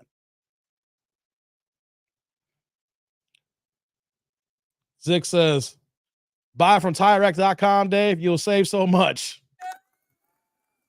Hey, Zick. Hey, brother. Salud. Thank you for the holla. I appreciate you, man. Thank you, thank you, thank you. Hey, Zick, let me tell you something. What if I told you that Tire Rack was the same damn price as BMW? Hey, Tire Rack, what's the other? Discount tires? Hey, man, when I had my situation with my 535, man, with the run flats, what if I told you, Zick, that it didn't matter if it came from BMW, Tire Rack, or Discount Tires? They all had the same price. It was either $390 or $415, depending on the make and model of those tires. It was still $400 a tire, Zick. I was screwed regardless. I had to pay the cost. So I was like, yo, take it to BMW because I get a loaner. I take it to Tire Rack or Discount Tires. My car just got to sit there until they get to it. Nah. I took it to BMW, got my black ass a loaner, and then it hit me up when it was done. I appreciate the holla, Zick. Hold up. I'll give you another one for that one. I appreciate you, man. Thank you, man. Thank you. Ben says, yep, Dave. Jay said, Chimo cap than wearing them big ass fitted hats in New York. God damn, really? I bought tires for $435, way less. That's a $435 though, Zick. That's a $435, different wheel spec, different size, different wheel spec here. You know what I mean? If you're getting them big ass 19, 20-inch tires, they're not. I can't remember my cars were. All my cars have been no less than 19s. And everything's like 20s right now. You get 20s, on run flats on a 5 series and up, 5 and 6 series, you're paying, at the time. I don't know about the prices today, Zick. I don't know what the price today. At that moment in time right now, it didn't matter with BMW, Tire Rack, or Discount Tires. I was paying between $390 or $415 a tire. It could be different now because I need a tire. Matter of fact, the tires I got on my current 659, I got rid of the run flat. I said, nah. Dump them all. I only needed one tire, but say we got to do 2 because it's the all-wheel drive and the way the rear-wheel drive action works on a BMW. I said, nah, I'm getting all 4 brand new tires. I don't want no more damn run flats, man. Dave's like, now I'm hearing the boss in my head by James Brown after you said you had to pay the cost. Right, Dave? Pay the cost to be the boss. Love some James Brown. Rest in peace, JB. Hey, ain't nothing better than a JB song at the roller skating rink. I ain't roller skating years because I got bad knees, but dang, you hear James Brown at the roller skating rink and you hear Monorail, that's the joint. I'm gonna get started on James Brown, man. 6, the 435 was on M Performance though, 19-inch wheels, but I understand that it still can be different. Yeah, I had M Performance too. M Sport, and now the 650 is technically an M, but it's not an M. It's the only thing it doesn't have is the extra sport suspension and the bigger ass calipers and stuff like that. You get the 650s and everything. Yeah, but I get it though, man. So it's a whole different setup.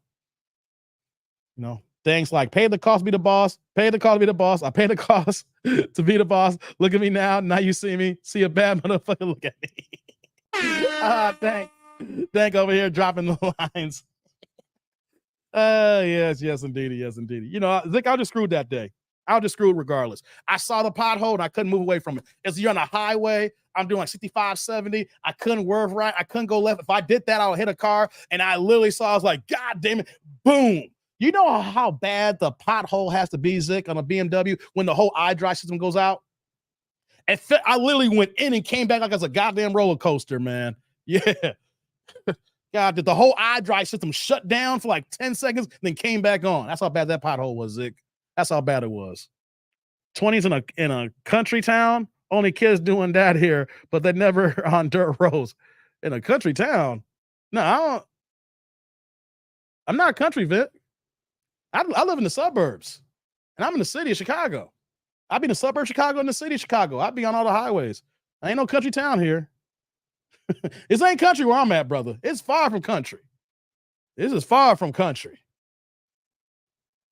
I don't want nobody to give me nothing. Open up the door. I can get it myself. I hear you, man. I hear you. Let me see here. That's what you're saying here. Below Dave? What are you talking about, Vince? Oh, I ain't catching that, brother. Sorry if I misunderstood. You know, okay. Gotcha. Let's see, what time is it? Damn, I didn't know I've been here for 3.5. Almost been here for 4 hours, guys? How come y'all ain't said I've been here for 4 hours? Yo, try it. I've been here for 4 hours? How come y'all ain't told me I've been here for 4 hours, man? It's been 3 hours and 44 minutes. I didn't know this was going to be a 4-hour stream. I did only do 2 videos. How come y'all didn't tell me we were cooking for 4 hours? Lord have mercy. This is what happens when you get going here. You start, that's why I love I got to figure something out, guys. I love to go early. I go early. I can cook for as long as I need to cook here.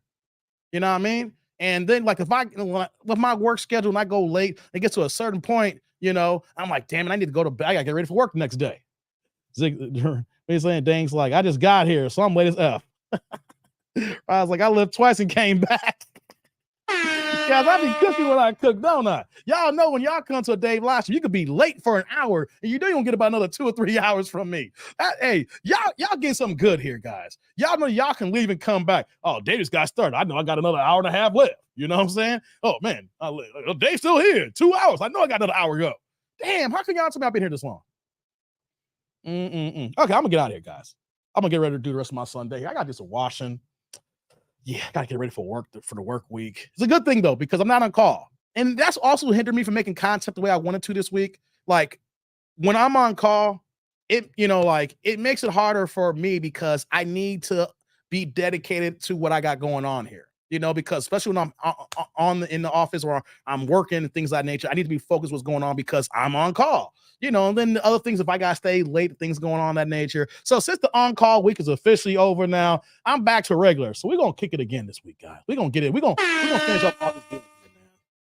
She was like, laundry day. Hell yeah, it's laundry day. Yeah, Vince like Oklahoma has some of the worst highways in the states. For real. I just sold that 435 yesterday. I don't miss it so far. You sold your 435, Zick? What you got now? Is it what you driving right now, Zick? Yeah, and to be honest, Zick, I think my 650 is my last BMW for now, at least, because I'm looking for new cars right now. Like we just got the Audi in the house, and you know what sucks is when you buy a new car, it's kind of hard to drive the older cars, even though that the newer car it may not be as powerful, it doesn't have all the specs of the current one you got. Because you know it's an Audi, but it's not fully loaded compared to my 650. It's not a flagship, but it's close to flagship you can be. You know, so yeah, I'm looking at getting something, you know, but I don't know if I think I'm done with BMW though, you know, because the next step up for me is 650 is to get an 850 or an M8. You know, I don't want the 7 Series because I as much as I love the 7 Series, I don't want the 7 Series. You know, it's not my style, you know. So I said if I got rid of the 650, they don't make 6s no more. They cut the 6 Series out to make the 8 Series. So I'm like, yo, let me go ahead and get an 850 Grand Coupe or the M8 competition. And I'm like, I don't know if I want that.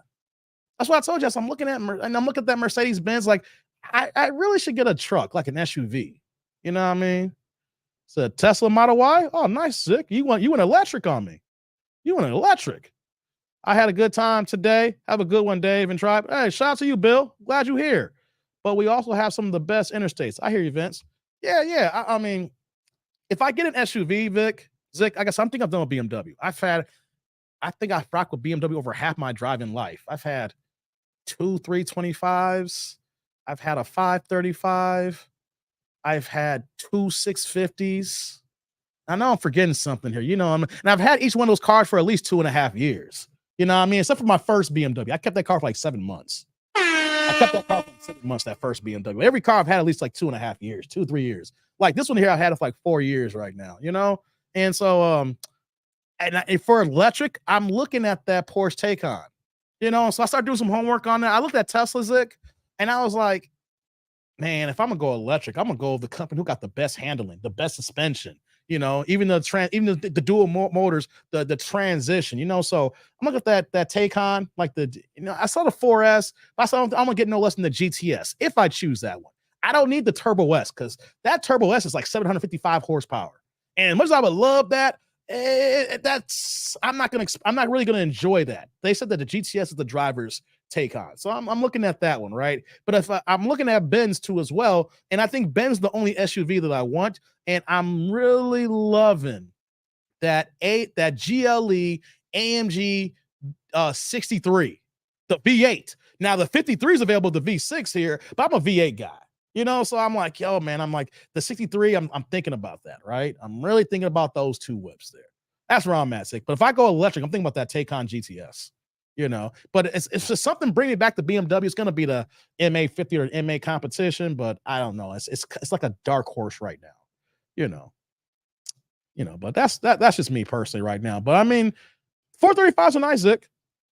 I just couldn't go that small again. Once you get to like the 5 Series and up, I couldn't go backwards unless it's going to be my play car. And I don't drive enough to have a play car. Okay, guys, I'm going to get out of here. I appreciate y'all hearing me on this Sunday afternoon. You guys know you guys can comment, like, subscribe, and click on the bell notification below. Support this situation here. Support the channel. I appreciate everybody with the super chat, super thanks, super stickers. Thank you, guys. Got to keep these lights on. You guys don't know how hard it is to do this YouTube thing here, and we need y'all support here. Every one of us here. I'm looking at the numerous says AMG GT. Hey, Dank, I want that GT. That 63S, the problem with that, Dank, is the one I want, if it's brand new spec, that was like 180,000. I mean, like every single the specs that I want and thing is like 180 for that bad boy, right? And I know that if I win the coupe, right? The damn GT coupe, right? The 4-door, the 63S, right? And dang, if I look at that car, like the way it's spec'd out, at least 180, 185, right? The GLE had the same engine, I believe, that same AMG engine, the V8 engine, that 4.0 liter, but I can get that for $150, brand new. Now, hey, you spending 150, you spending 180. You're like, hey, you got it, right? But that 30,000 goes a long way. But if you go with the 53 of the V6, you're paying about 100. And if you look for a used one that's 2 years old, you can get under like 70. So it's like, man, it's a lot. It's a lot of money. But dang, don't get it twisted, brother. That AMG GT 63S, if I could find that I want, man, that's the one. I ain't gonna front, but I already know that it's so limited, and I have to build one to spec it. I don't feel like spending $200,000 for a car that I'll probably put less than 6,000 miles a year on. See you, Pinball. Pinball out of here, man. I see you. It's been what are you talking about. It's okay, guys. Let me do this here. Where's it at? There we go. We're gonna get out of here, man. Thing said, I just got cleared to sell some assets. That wouldn't even set me back 2% from this move. Oh, for real? Hey, if that works for you, Dank, is it? So wait a minute, you're moving assets to get that car? I've been waiting since 2017 to buy a new car. I hear you, man. I hear you. I like the waiting game, Dank. You know what I'm saying? I like the art of the chase. Can I get a new car right now? Hell yeah. I can get a car right now. We just got an Audi in the house, right? But I like the chase. I like the pursuit. There's nothing wrong with my car. My car is dope as hell. Man, shoot, I went to the barber shop to get cleaned up yesterday, and Cassidy pulls like, damn, I'm motivation, bruh.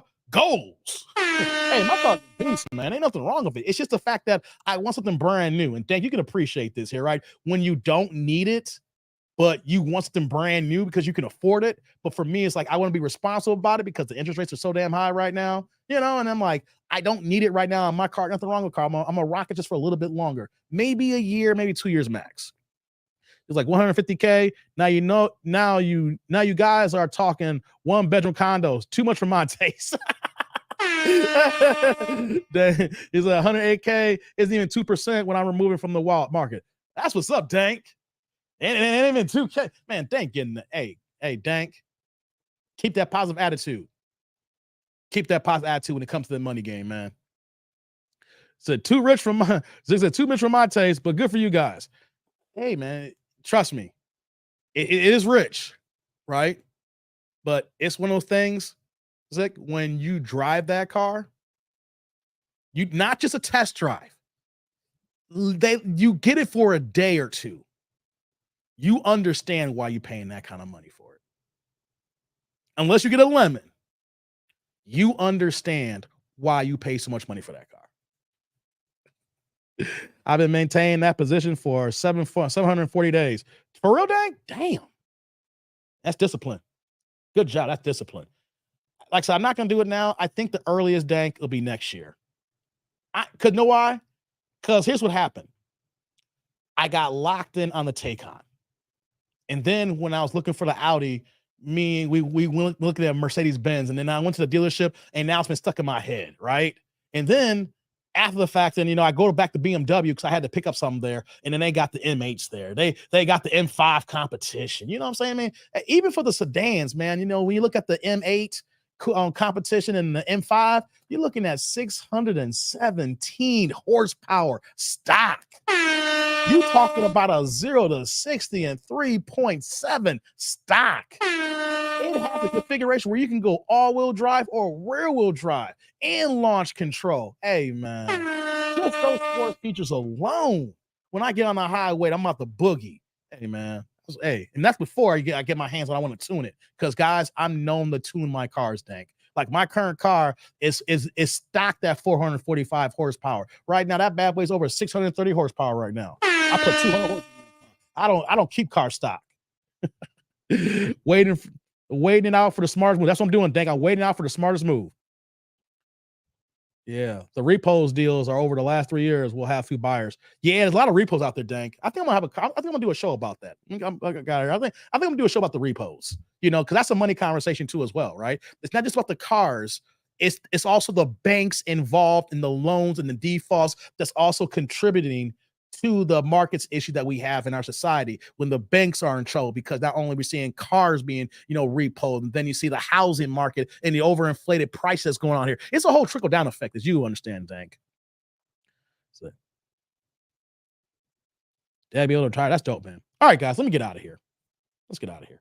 I was trying to make it go a full 4 hours here. I was trying so hard to get the full 4 hours here. I think we're gonna get the.